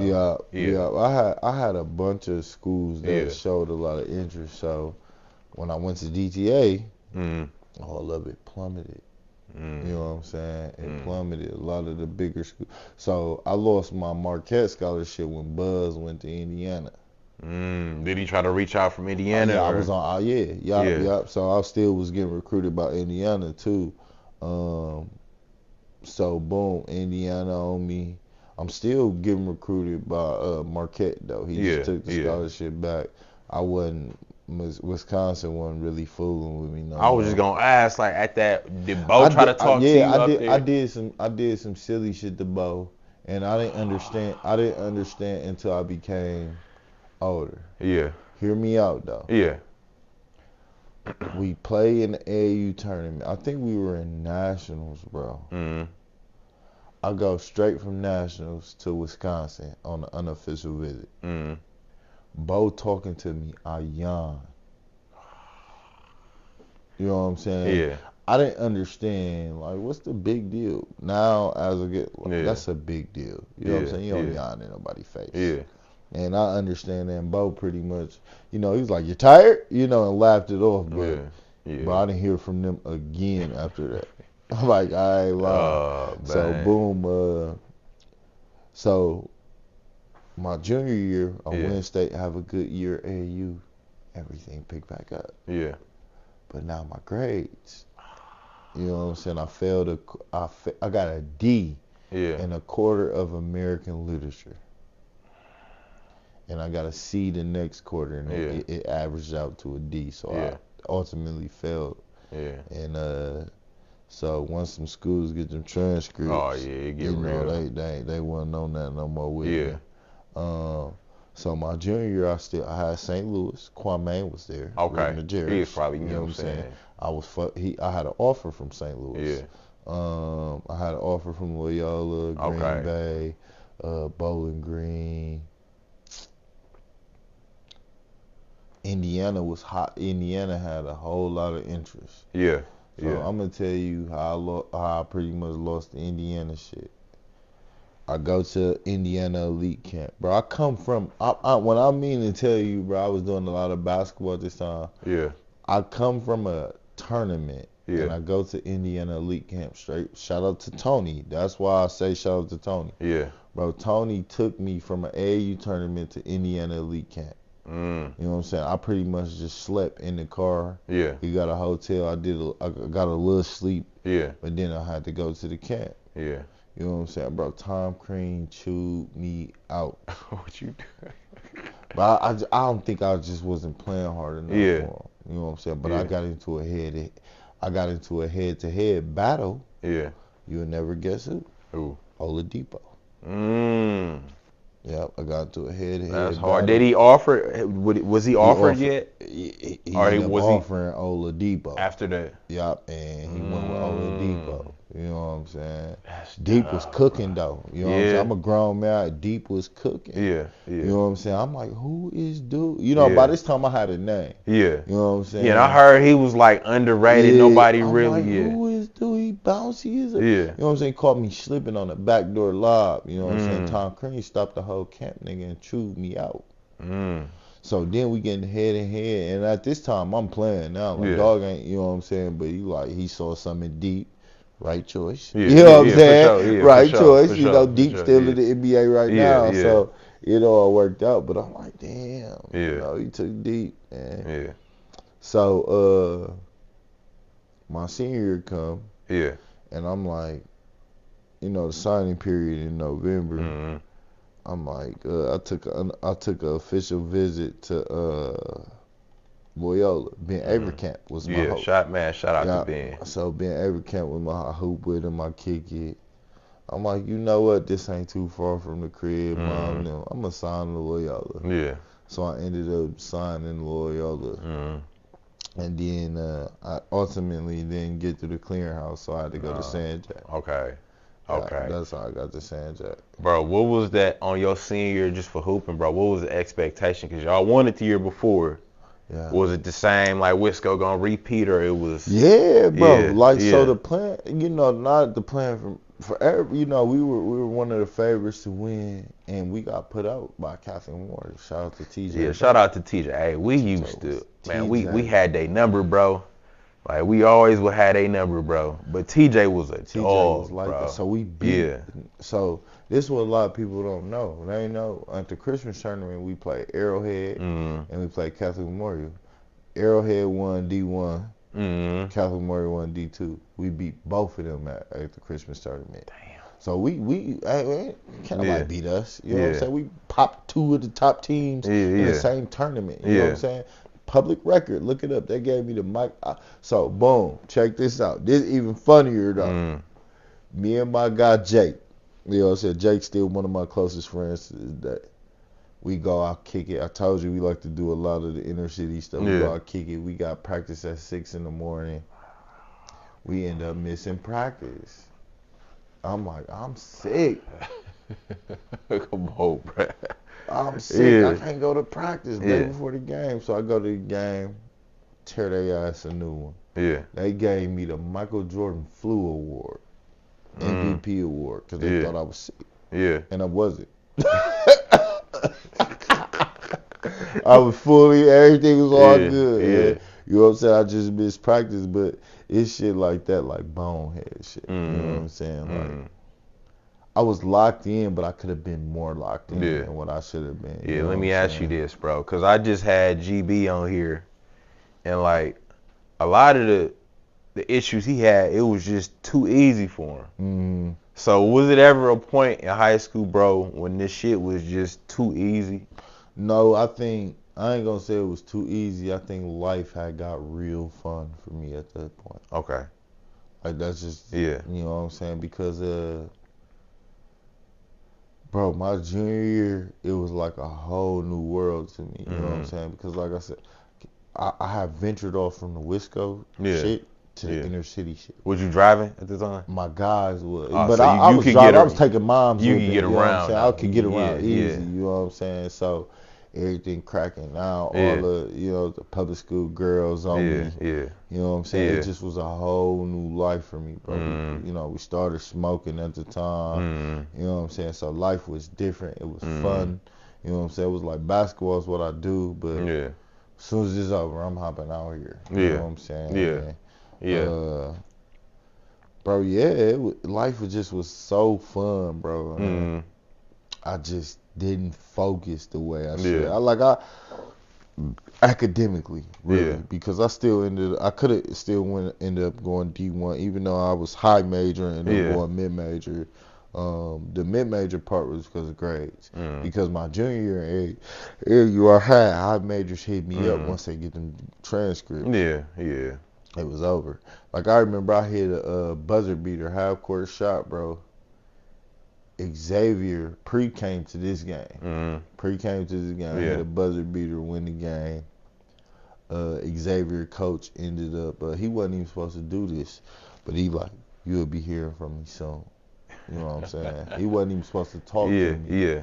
And he ended up calling Ryan and stuff, but this was one of the first time Pre got on my eyes. I hit a buzzer beater, happy Xavier do that. And I come home, I'm on the phone on the porch, like, man, roll up. He like, nigga, what? What you mean roll up? You know what I'm saying? He got on my ass. No bullshit, he got on my ass. I still went and rolled up anyway. You know what I'm saying? But he got on my ass. So, which he knew. You know what I'm saying? He been there. He knew. He knew the route things were going. So, bro, when you got to go to JUCO route, because I hear the horror stories about JUCO. I hear sometimes it's in the middle of nowhere. You ain't got shit to do. You know what I'm saying? You get lost in the shuffle. What was your experience like them 2 years when you was there, bro? Bro, them was the guys. Yeah. But it was rough at first. And it was in Texas? Texas, like maybe 30, 40 minutes outside of Houston. Okay. Boom. So, but I don't know that I ain't going deep. I ain't going to Loyola till late. It probably like late June or early July when I really realized, like, damn. And that was that because the clearinghouse and all that? But I took a class, an extra class that I didn't pass, but that was on me, bro. I waited till the last minute to do it, wasn't focused, you know what I'm saying? I could have still went to Loyola if I'd have focused, but, you live and you learn, that's here or there. But, so it was late when I found out I wasn't going. So warning still was going on. Shout out to my OG Tree. Big Tree. So I'm playing in Warren. It come in the paper.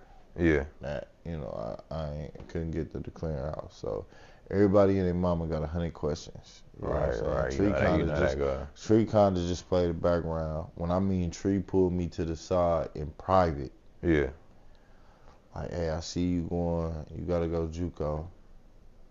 Where you going? Loyola set me up with this school in Kansas called Coffeyville. Coffeyville, one of the top JUCOs in the Jayhawk Conference. But one thing I always remember from Pre-set, ain't shit in Kansas because he went to Garden City. So I'm really like, nah, that ain't that. I don't want to go to Kansas. So Tree like, man, it's a school called San Jacinto. I know the coach, D1, Sam Cassell went there, and Steve Francis. I can get you in, bro. You just gotta, you know what I'm saying? But I told somebody else on the podcast, like, I really got myself in. It's not hard to sell me. You know what I'm saying? But all in all, it still was a plug. You know what I'm saying? But he's just like, it was more so, hey, I got one for you versus I need you to do me a favor. You know what I'm saying? So, bro, the coach called me in like 24 hours, bro. He said, bro, all I needed to see, I looked your name up and that's all I needed to see. You know what I'm saying? He said, and I told this on another podcast too. And this my guy. He like, man, I haven't recruited a Milwaukee guy since because a Milwaukee guy kind of did me bogus. He we got him a plane ticket to come on a visit, and that same day he committed. And was talking about DeMarcus. You know what I'm saying? Yeah, he did him dirty. But like I told the other podcast I was on, he did it his way. Yeah. You know what I'm saying? Yeah, like, yeah. is he really wrong? He did it his way. You know what I'm saying? He just, he ended up going to Marshalltown and it all worked. His route worked out for him. You know what I'm saying? Yeah. Like, so ultimately he made the right decision. You know what I'm saying? Y'all just got left in the burner. So he like, man, you got to make sure if we gonna go this route and you say what you gonna do, you gotta mean what you say. So I holler at moms. I'm like, it's the school in Texas now, and they hit me up right outside of Houston. She pretty much like, I don't care where you go, you getting out of here. Yeah, that's real. You know what I'm saying? That's real. Shout out to you figure out where you want to go, let me know, and we go. You know what I'm saying? So I ended up choosing the school in Texas. You know what I'm saying? San Jack. So when I get there, the majority of the guys had already been there. So when I get there, bro, they not fucking with me. Like, what I mean, bro, they not fucking with me. They ain't fucking with me. So when I go to college, bro, I don't have nothing pretty much. I got clothes. Yeah. I don't got no laptop. I ain't got no game. I ain't got no TV. So I'm pretty much just sitting in my room like I'm in fucking prison. You know what I'm saying? Yeah. So I'm calling moms every day, just talking to her. So boom, after like 3 days, I'm blowing heavy at this time. So I find a blunt in my drawer in my room. So I'm like, oh, these niggas smoke. Yeah. I'm like, hey, bro, I found this in my drawer. He like, oh, let me get that. I'm like, okay. I'm like, hey, y'all know where I can get some smoke from? Yeah. They like, nope. I said, oh. So I go back in my room. I'm in the living room watching TV. They come in, bro, smell like nothing but weed. Yeah. I'm like, oh, they on that? Yeah. So, boom, we go to open gym. We playing. These niggas ain't passing me the ball, nothing. I called my mama like, I don't know about this, Mom. Yeah. She like, you ain't coming home, so figured out. She ended up flying me home for like a weekend. You know what I'm saying? Like, this is all you gonna get. You know what I'm saying? Because I was homesick. Yeah. Hey, so my big guy, Zoe Dallas. Yeah. He from Jersey, a blood. You know what I'm saying? I'm talking real life blood. Yeah. Zoe come. So he, at this point, I don't know who on the team, who really running the show, who what. Niggas playing like they him and they really ain't him. Yeah. So Zoe come. Zoe like, hey, who got 20 on the 3-5 of the loud? It was 60 back, this 2010. 60 back then. So I'm like, me? You know what I'm saying? I ain't smoked in like 5 days. I'm like, I got 20. Yeah. He like, all right, let me get you 20. The rest of them niggas, they like, man, I just bought some Reggie from my, you know what I'm saying? Yeah. So he like, all right, when we get our shit, y'all better not come out there and smoke our shit. Y'all better not even come outside. Yeah. Niggas didn't come outside. I said, oh, he the guy. You know what I'm saying? Yeah. He the guy. So it's me. He's 6'9". He our starter center. Our other backup center, he's 6'9" too. His name Chris. We all out there. Chris ended up putting 20 on it. We blowing. He like, how you like it, Zoe? Like, bro, I don't like this shit at all. I'm like, bro, these, you know what I'm saying? They ain't passing me the ball in the open gym. He like, oh, don't worry about it, son. You know what I mean? Don't worry about it, son. When we go to the gym, I'm going to pick you up. I'm going to make sure you get the ball. I tear them niggas a new asshole. Yeah. When I mean, bro, on my mama, I tear them niggas a new one. I tear them niggas a new one for like 3 days straight. Yeah. So now, big homie calling me Mello. Yeah. You know what I'm saying? So now niggas want to start talking to me. Right. I'm cool on y'all. You know how Milwaukee niggas is. We ain't playing that. You know what I'm saying? I'm cool. Y'all stay on that side. So I'm fucking with my 269 blood niggas. You know what I'm saying? I'm the youngest on the team. I'm 18, the second youngest person, like 19 and a half. Yeah. You know what I'm saying? I'm legit 18. So my guy Zoe Dollars, he calling me the 18-year-old phenom. Yeah. You know what I'm saying? Because when I'm kicking them niggas' ass now, Yeah. I'm kicking them niggas' ass. I ain't fucking with niggas. I'm fucking with Zoe and Chris. Yeah. I eventually ended up letting that shit go, and I started fucking with niggas. But any nigga will tell you that go to a JUCO, like the first 2 months, it's nothing but fights, bro. I'm already knowing. You know what I'm saying? Everybody same age, everybody battling for these spots, bro. Niggas gonna duke it out. Damn near G League. Yeah. Yeah. But once niggas is established with what they spots is and their roles were, everything clicking. was smooth sailing. You know what I'm saying? We had a cat named Gucci, Marcel Holden. He was an All-American on our team, bro. He averaged like 21. When I'm talking Steph Curry before Steph Curry, real life shout Gooch. He is Steph Curry before Steph Curry. We had a point guard named P. He transferred from LaSalle. You know what I'm saying? He was our starting one. We had a cat named Daryl Taylor from Houston, sniper. Him and Gucci was snipers. Yeah. And then I started. You know what I'm saying? Then Big Zoe started. So, I seen interview, everything I say public knowledge. Like, I ain't never gonna say nothing that can't be followed by facts. Bro, in the interview, Coach G, Janander, bro, he saying interview, bro, this probably the biggest surprise of camp. You know what I'm saying? Like, I still wonder to myself, how did we get this kid so easy? You know what I'm saying? Like, I really kind of just fell into their lap. You know what I'm saying?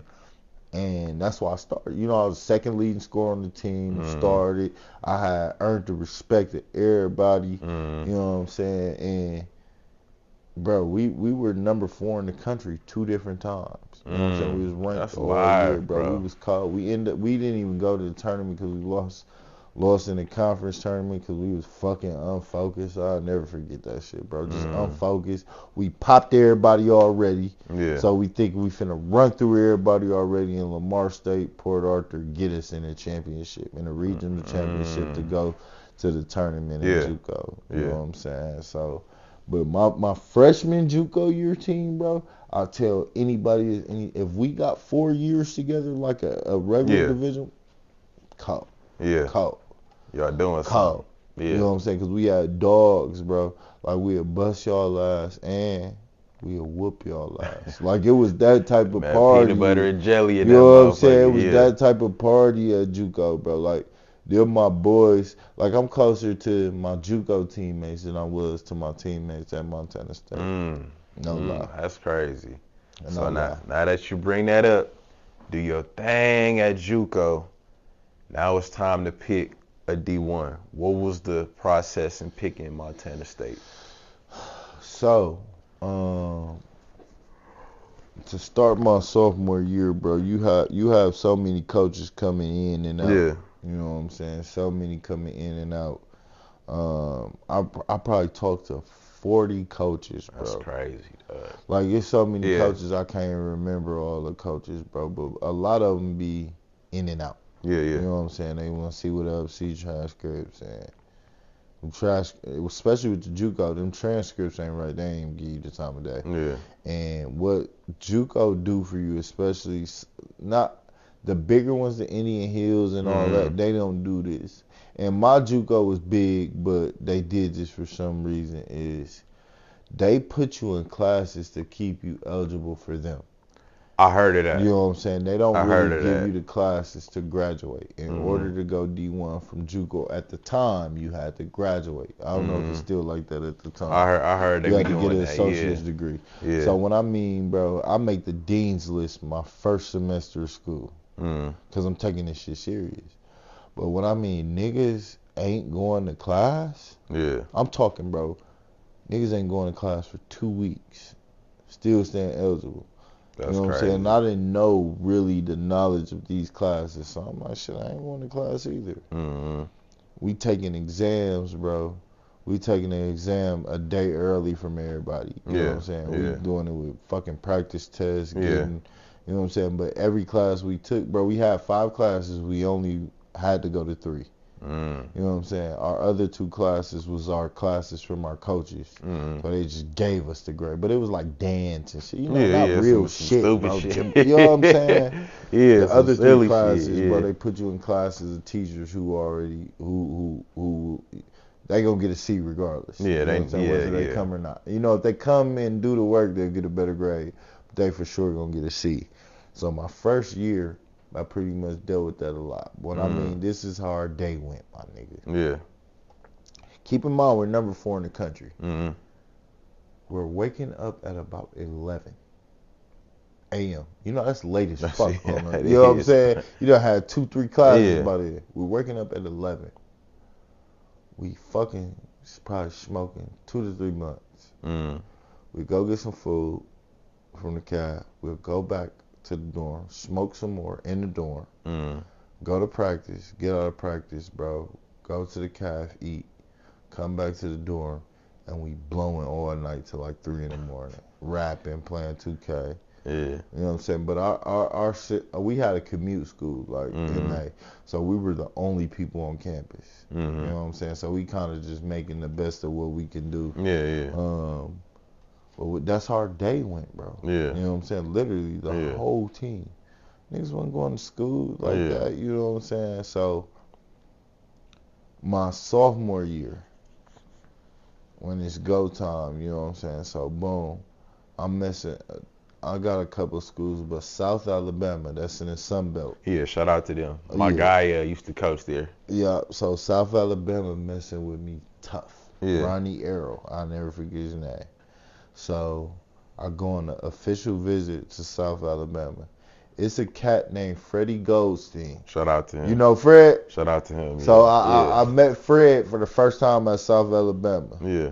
So Fred, like, I'm from Milwaukee. I'm like, nigga, you know Milwaukee is big, bro. You at South Alabama. Yeah. I would know you. You know what I'm saying? Yeah. He like, no, I just moved to Miami when I was like in 9th grade, but I'm from Milwaukee. Yeah. He got the naming people. Yeah. I'm like, yeah, you from Milwaukee, because ain't no way you would know them. You know what I'm saying? Yeah. So Fred, shout out to Freddie, bro. Freddie was my host on the visit. You know what I'm saying? He showed me a good time. But Coach Arrow was trying to get me to commit right then and there. I'm like, I averaged 17. You know what I'm saying? I'm top 5 in the conference right now. I gotta see what I'm gonna get. What else going on? You know what I'm saying? Arrow like, man, you might as well lock this in. It's a perfect situation for you. You know, telling me all the right things. I'm still like, bro, I gotta see what's up. Yeah. So maybe about a week passed. I'm kind of like, you know what? I'm going to rock out with South Alabama. Fuck it. You know what I'm saying? I call coach to commit. No answer. So I tell my JUCO coach, like, hey, see what up with Coach Arrow. You know what I'm saying? I'm trying to commit. So I guess he called him, tell him what's up. He ended up calling me. He like, you know, we had this high school kid commit the other day, you know, so we don't got no more available scholarships, bro. What I mean, I was heartbroken. Yeah. I was heartbroken. So now it's back to the drawing board. So boom, my second semester of my senior year, they put me in real classes because they see I'm trying. But I still was far behind as fuck. So at this point, a lot of those higher schools dropping off. I got like Bowling Green, Montana State, Texas A&M Corpus Christi. I had like Albany. Okay. You know, I had all small schools. Yeah. You know, so I ended up going on a visit to Montana State. Yeah. Shit was lit. Yeah. When I mean in lit. Montana, bro, you wouldn't even think. think. Understand, bro. I tell people all this all the time, bro. Montana was the best 2 years of my life. Speak on it, bro. I'm gonna get into that in a second. Speak on it. So, boom, I take the visit to Montana State, dead cracking. So I'm like, shit, I'm coming here. You know what I'm saying? I end up, no, that ain't what happened. I go on the visit to Montana State. I had fun, but I'm still waiting, bro. Bro, D2 started calling me. Yeah. You know what I'm saying? It was top D2s like Montevello reached out, Midwestern, Western Washington. You know, them all ones at the time that was winning and shit. I'm like, man, I didn't do all of this to go D2. No knock to D2. You know what I'm saying? But I'm like, bro, I personally didn't do all of this to go D2. Yeah. So I ended up committing to Montana State. But my grade still ain't, you know what I'm saying? Montana State stuck it out with me. I was supposed to go to summer school. I was a class short, so I ended up taking in the second session while everybody was in summer school. So when I got to the team, I got there at the start of the school year when everybody had been there for summer school. So they was already ahead of me, you know what I'm saying, condition and everything. So I get to Montana State. It's a surreal feeling. Like, yes, I made it, bro. You know what I'm saying? I get there, they take me to my house, drop my shit off. I go to the arena, and my locker filled. You know, them niggas, like I said, they had already been there, so they had all this shit. So when I mean my shit is filled, like 4-5 pair of shoes, short lit, bag, bro. everything. You know what I'm saying? So I'm geeked, bro. I'm like, I made it. You know what I'm saying? So the next day we got individual practice. It's 40 minutes. It's all 5 coaches and 2 other people with you. You know what I'm saying? It's just so you can get rep at the rep. Bro, I lasted 15 minutes in that shit. That shit was so intense and hard. I lasted 15 minutes. So they like, you're a little out of shape. I'm like, yeah, I'm a little out of shape. But I was way out of fucking shape. You know what I'm saying? Yeah. So I stopped. You know, I kind of just fall. And I lay there. You know what I'm saying? They like, get some water, get a granola bar or something. So head coach comes sit down next to me like, you all right, checking on me. I'm like, yeah, I'm good. He's like, okay. Make that your last time stopping.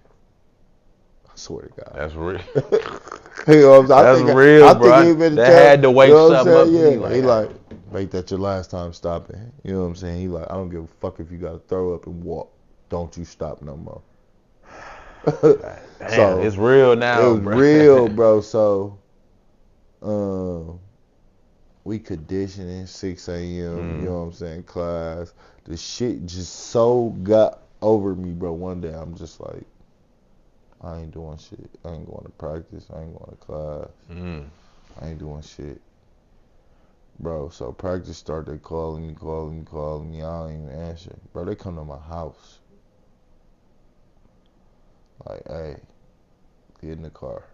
So we go to practice, bro. I'm running by myself.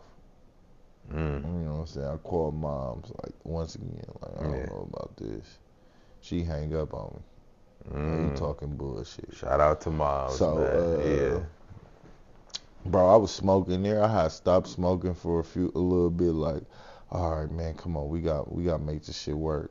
So it's maybe a month in, and I'm like, my guy, he was like my favorite on the team. He pulled up, we was blowing together. He like, how you like it? I'm like, bro, I don't like this shit. You know what I'm saying? I ain't go kick it. You know, I wasn't really on the feel of, you know, I'm an inner city kid, bro. It's a rural area. You know what I'm saying? It was just different, bro. And I'm like, I don't like this. And he like, bro, you sit in the house all day, you smoke, you go to practice, bro. You ain't even trying to see what they got to offer. Of course it's gonna be more. I didn't drink at the time. That was a major thing. I didn't drink, and I was a drink. You know, I'm about to be 21. So he like, bro, you gotta come to some parties with us, bro. Drink, you know what I'm saying? Just see what it got to offer. So I'm like, all right, I'm gonna come out. This is like my first time ever getting drunk. Bro, I ended up getting drunk that night, bro. And I can't even tell you what happened. I don't know. But I just remember waking up like, that shit was fun. You know what I'm saying? Then I started, you know, I guess I did some crazy shit, bro. So now people around campus starting to be like, hey, I remember, you know. But once the hooping start, Now it was everything was rolling, bro. And then once I became the guy on the team, that's when shit all opened up for me, man. I love Montana, bro. I've been back once since, but that was the best 2 years of my life, bro. I promise you, bro. What's a game you remember from that time where you like, bro, I got my shit off, bro. We won that. It was packed. What's a game you can tell me about? 2 games, bro. Yeah. So the first game, bro, the most I scored in college was 30. You know what I'm saying? A 30-point game. We played Montana. Down my right. Yeah. So I don't know how much you know about the Montana versus Montana State rivalry. I don't know too much, bro. Bro, that's like a top 5 rivalry in college basketball. You know, Duke and North Carolina number 1. We like number 5 or 6. It's a real big rivalry, bro. When I mean a whole state shut down and pretty much everybody go to the side. Are y'all close in proximity? Or? Like 2 hours. Okay. Yeah. Okay. Missoula, so not bad. Not bad. Not that far. Yeah. But it's a real big rivalry. Yeah. Bro. So we played at Montana first. So like they always told me it's a big rivalry. They told me coach be acting crazy, you know, the week of that game. But I didn't know how big it was until I played in their first Cat Grizz game. Like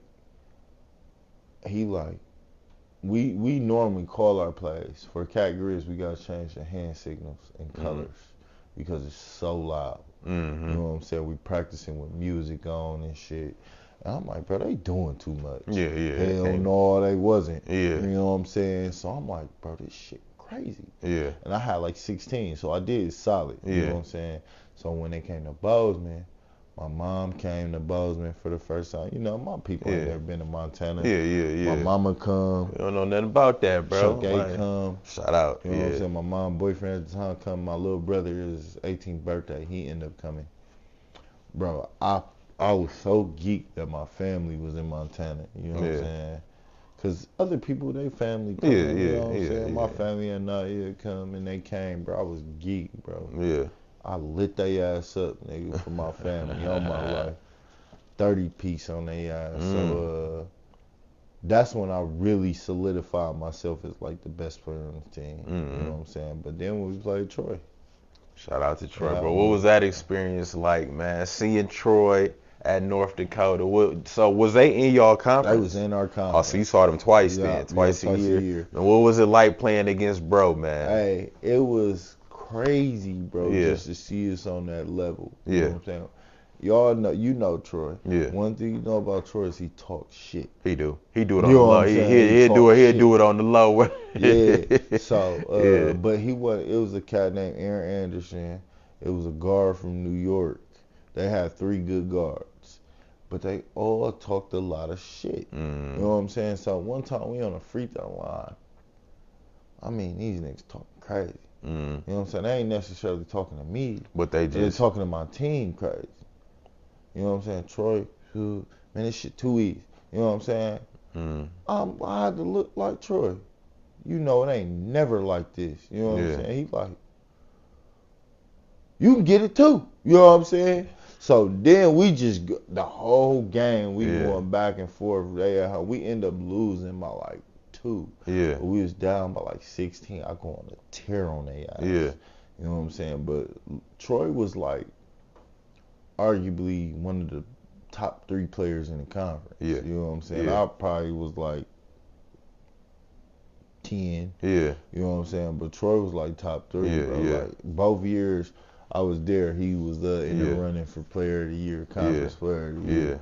But Troy was like that, bro. It was fun playing against. You know, bro, I've been playing against Troy since I've been in 4th grade. You know what I'm saying? And then to play him for 20 years. You know what I'm saying? That's just a blessing from God, man. For sure. And Troy, a cat that he always got better. Like that's one thing. You know, niggas tap out early. When they so good when they younger. You know what I'm saying? It's 2 people that I'm one of them. You know what I'm saying? I was one that since like 6th grade just continued. Troy is one. And Jigga. You know what I'm saying? And Jigga, bro. Johnny too. You know what I'm saying? It's a lot of people. You know what I'm saying? But Jigga been that, bro. You know what I'm saying? He been that. And like Jarrell, what kind of hampered him, bro, because he next to Quam 3 years. So it's like he gonna do what he do, but I mean, what can you do? What can you do about that? Next to you bro. Know what I'm saying? So, bro, you do your thing at Montana State. Now, is you thinking NBA? Is you thinking overseas? Is you thinking the G League? What's the play, bro? When you in your senior year and you decent, bro, you gonna have so many agents reach out to you. But you know the thing about agents, you gotta be careful for. You don't know who full of shit or who really like that. Right. So you kinda gotta talk to people, see what's what. But the good thing about one of my coaches played overseas for 13 years. So he like, man, I got y'all. You know, y'all sign my agency I signed with. I'm gonna make sure y'all at least get a deal. Yeah. Somewhere. So man, shout out to Coach Haas. I work with Coach Haas. Dog, I had went through some crazy shit though after the season, you know, went through some personal shit where I ended up coming home so much that I lost my scholarship. So I'm out in Montana, I come back, you know, I went through some personal shit, I'm broke, you know what I'm saying, I break my phone, I'm down there, everything that could have went bad at one time went bad. Yeah. So I don't even know what's going to happen with the hooping, you know what I'm saying, because at this time they get a new coach, he don't allow us to, you know, like you said, allow us to practice with the team and shit. We can use the facility, but we had to do everything on our own, you know what I'm saying, so doing that on my own, I ended up getting a job and shit, getting some money, then I go to this camp. Okay. You know, the thing about camps too, you go to some bullshit camps. But this one was legit. It was a draft. You had to get drafted into the camp. You know what I'm saying? It was 60 picks. Guess what pick I was? Probably 60 in that. 60. Isaiah Thomas in that motherfucker. I was 60. Bro. Yeah. You know what I'm saying? Will Barton was in that camp and shit. A couple other cats. But I get drafted, bro. I'm like the last person to get in, bro. And you know me, bro. I ain't never been a bench nigga. Like, got me fucked up. So when I get in, bro, I do solid. Like I ain't saying I just changed the whole flow of the game, but I do solid to the next game. Yeah. I'm like the 7th player to get. You know what I'm saying? Like the 2nd player off the bench. To eventually that last game I started. Yeah. You know what I'm saying? So boom, for whatever reason, I didn't come home for like 4 months. I was embarrassed over some shit happened, so I just stayed away. I deleted my social medias, like so people didn't know what the fuck was going on with me. So boom, I ended up working, getting some money. You know what I'm saying? This camp in Vegas went good, so I'm like, okay, it's time to go back home now. I can show my face because I got some shit going. Yeah. I get home, maybe 2 days until I get home, my agent called me. Yeah. Like, hey, it's a team in Norway that's interested in you. You know what I'm saying? We talked the numbers and all that. I'm like, shit, let's do it. I don't, you know what I'm saying? Yeah. So I'm still don't know what's going. You know, you don't really know. You know what I'm saying? Until that shit happens. So you kind of just crossing your fingers and shit because teams can go other way. And he hit me like, hey, they sent the contract. I'm gonna email it to you. Bro, what's the feeling, bro? You get that contract. What's the feeling, dog? The best feeling, bro, was showing my mom the contract, bro. Yeah. You know what I'm saying? My mama just ecstatic, bro. Like when I mean ecstatic, bro, she's ecstatic. I signed it. You know, the money was okay. It wasn't a lot, though. Yeah. You know, like not a lot at all. So I signed it. You know, mom's tears of joy. Yeah. You know what I'm saying? I'm like, it all paid off. You know what I'm saying? I finally get to do it.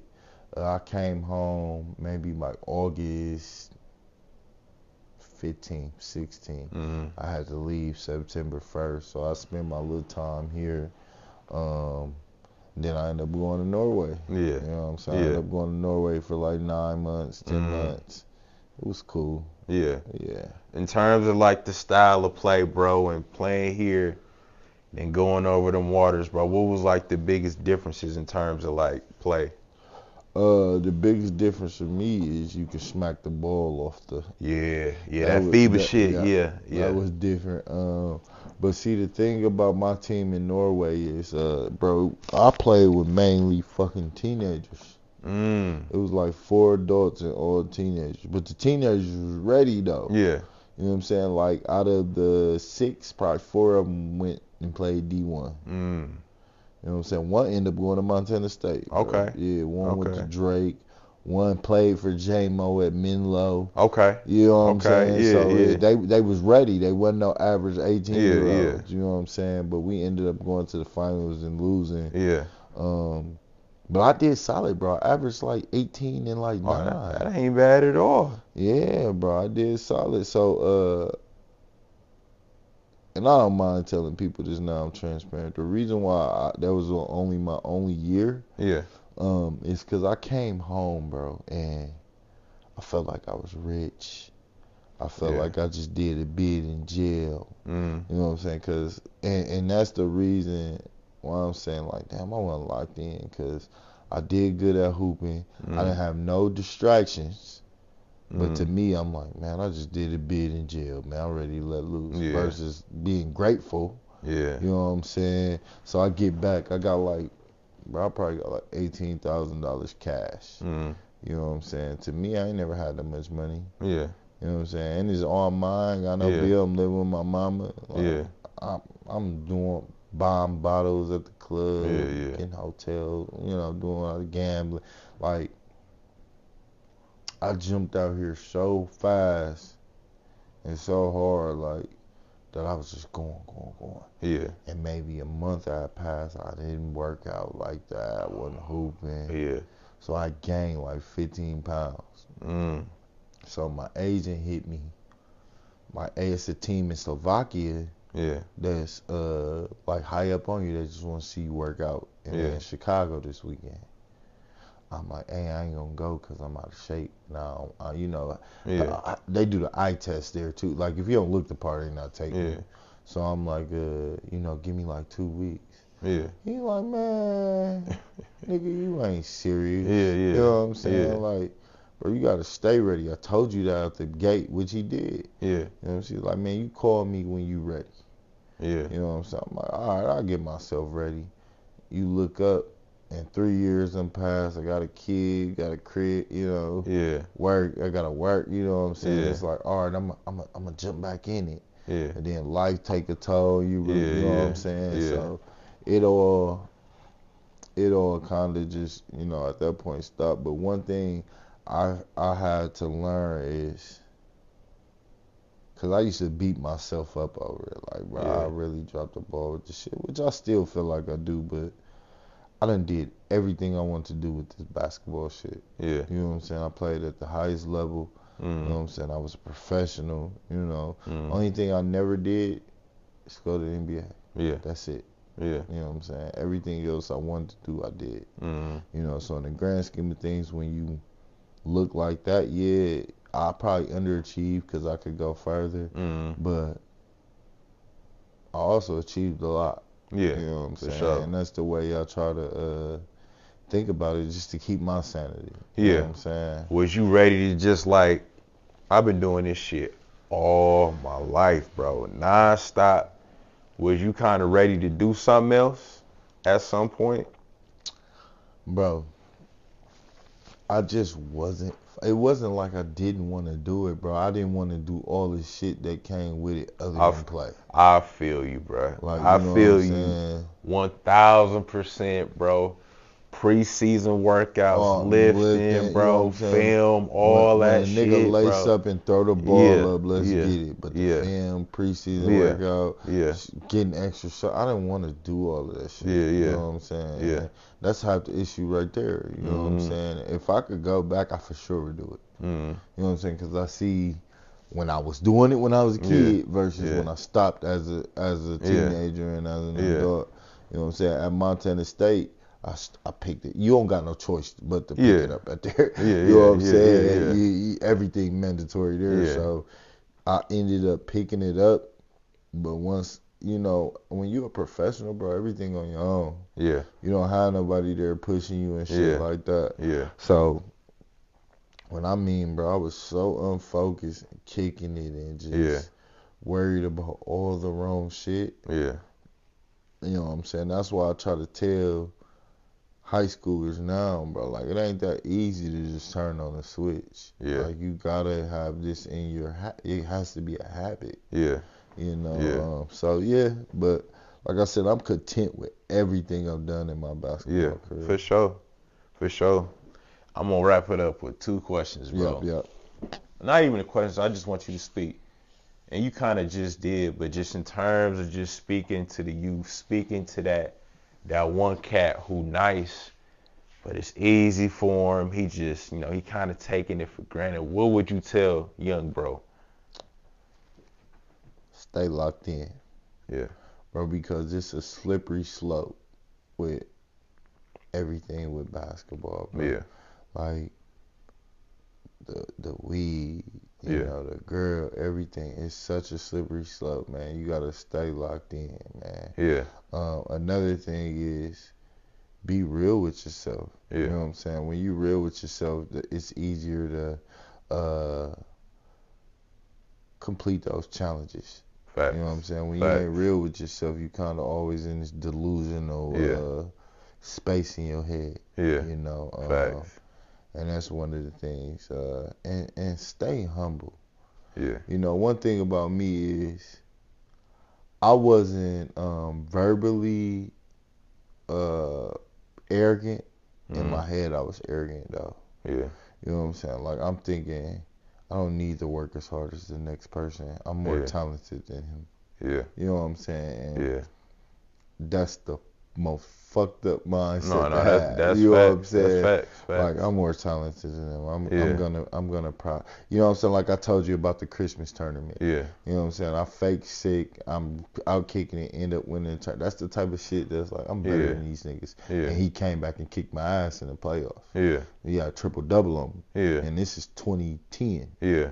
You know what I'm saying? TJ Bray. So I just stay focused, man. Stay focused, lock in, change your family life. Because ultimately, at the end of the day, I could have changed my family life. Yeah. You know what I'm saying? And I don't hang myself on that because it is what it is. It's over.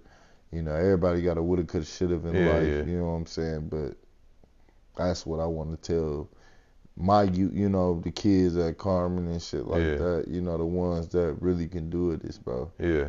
You don't see what's happening now, but in the next 4 years, bro, your whole life can be different, bro. Yeah, that's facts. And, man, shout out to Ray over there. Shout out to Ray over there. Shout out to Ray. That's the bro.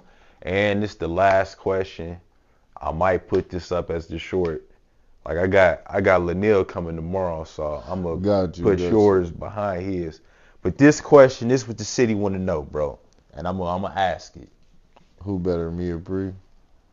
It's a hustle. Oh, okay. You, Miko, and Pre. Who in the hustle, bruh? They gonna have to foul me first, though, because I'm too big. Yeah. I'm too big. Yeah.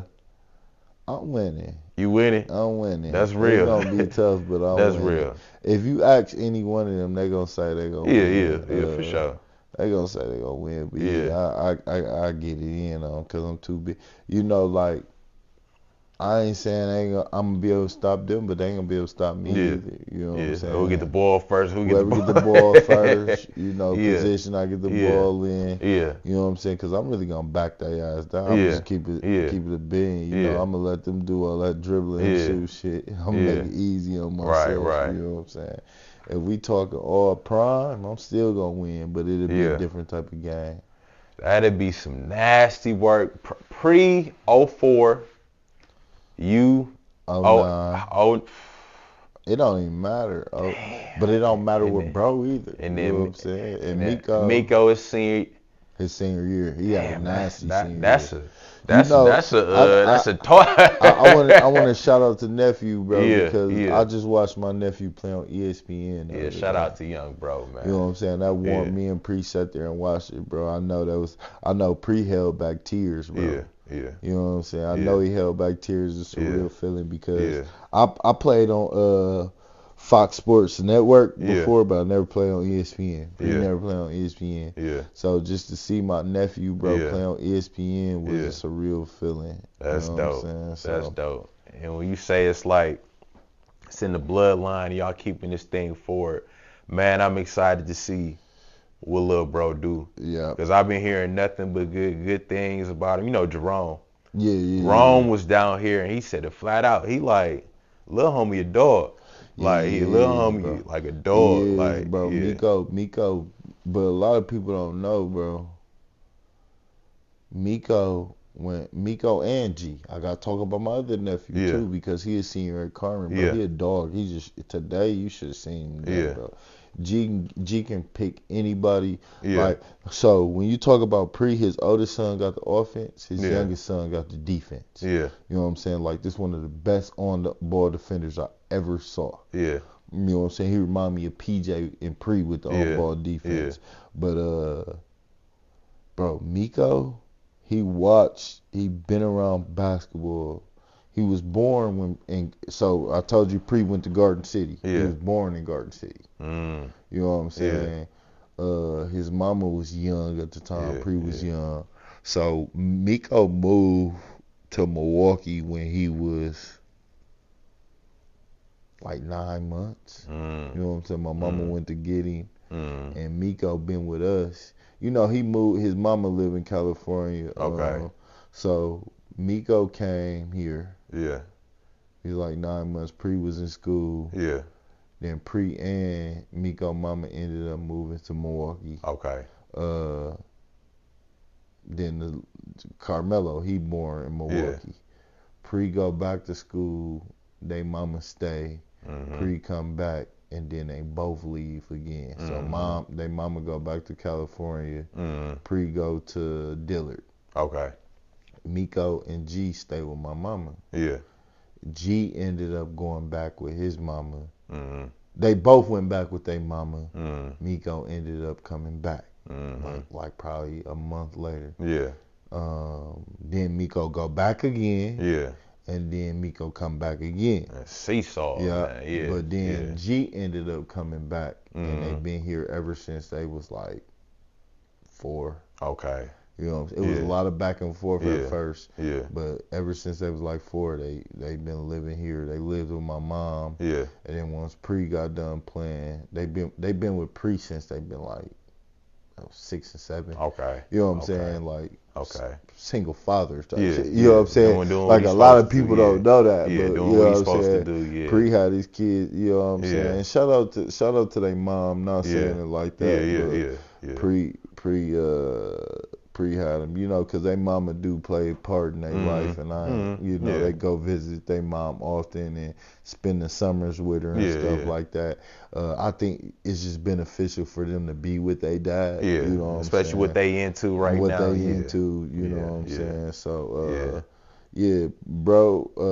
But back to Miko, Miko like that.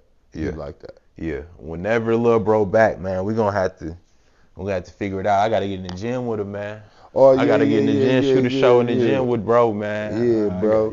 I'm telling you, bro. Somebody else, man, they reached out to me with the podcast. You know, man, I really had a few people reach out to me. You know what I'm saying? Yeah. I did Johnny B. Shout out to you John, know what I'm saying? man. Shout out to Johnny and B. Yeah. You know what I'm saying? I grew up in Northline with B. That's how I really know B. And, you know, I grew up around you. You know, hooping all the time. But somebody else was trying to get the whole fam on there. Yeah. Like me, Pre, Chuck, man, you gotta break that up, man. You gotta break. You gotta salute them. But try. He was trying to get the whole fam on there. I'm like, I do want to eventually do it. With my brothers, you know, my nephew, just so we can kind of, you know, just chop it up and you know what I'm saying? Cause we all so close, bro. We were raised so close like that. That sometimes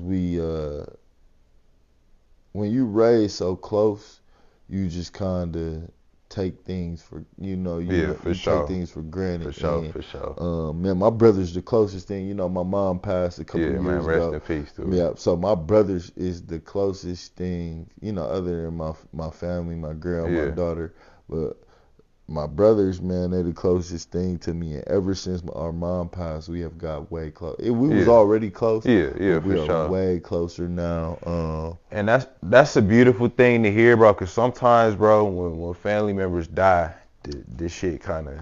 But the fact that y'all was able to, you know what I'm saying, lock in even more, that's a beautiful thing. But they even go back to Pop, you know, shout out to Pops, because Pops always told us when we was younger, like, man, y'all stick together. So. Yeah. But fam, if you got anything left for the people, man, any shout outs before you get up out of here, man, the floor is yours, bro. Man, stay true to you, man. And, you know, just do what you do. Stay in your lane, man, because that's what I'm going to do. I'm going to stay in my lane forever. So, man, shout out to you, bro. Appreciate you for having me, man. It's no brainer having you, bro. What? This man back in the day was a problem. But we had a lot of battles with them in them summer leagues because it seemed like we always played in the same summer league, but we never played each other in a real high school game. I don't know why. We played Whiz Kids, the Wisco, and Milwaukee Lutheran. Man. And them was the three we was in, them was 3 over. Good times, bro. Good time. We knew when we played Dominican, we gotta bring it. Oh yeah. And y'all probably still beat it. You know why? I be going to Arizona kicking it with JD. He's straight. How he doing? He alright. You know that's Mel cousin. Yeah. You know what I'm saying? So we go to Arizona, bro. I was just at JD house a couple months ago. Man, good. Is he wife and kids or he dolo? No, I don't think he got no wife or no kids. I'm glad he doing better because bro had a story with him. He was kind of off for a little bit, but got his shit back together, man. Got back to playing. You know what I'm saying? Probably. Sharp dude, man. Shout out to Big Bro, I know man. he doing real good. Yeah, shout out to Big Bro, man. But how often you talk to Kwame? I don't see him, bro. Got you. I don't see him. I got his line, but you know what I'm saying? He in and out the country. I think he still play. Yeah, he the type of cat probably live where he play. Yeah, he probably, in all honesty, he'll probably play till he 40. Yeah. Like he stay in shape, Yeah. So shout out to bro, man. Me and Jig still locked in, so man, I can't complain. Yeah. Me and Jig forever gonna be locked in. Yeah, man. That's my boy. I gotta get back in the gym with him. I played him like we played some ones like I want to say last year. We damn near split 3-3, so we're gonna have to break that tiebreaker. Yeah, bro. You be hooping still? Yeah, I still play. It's a gym right across the street.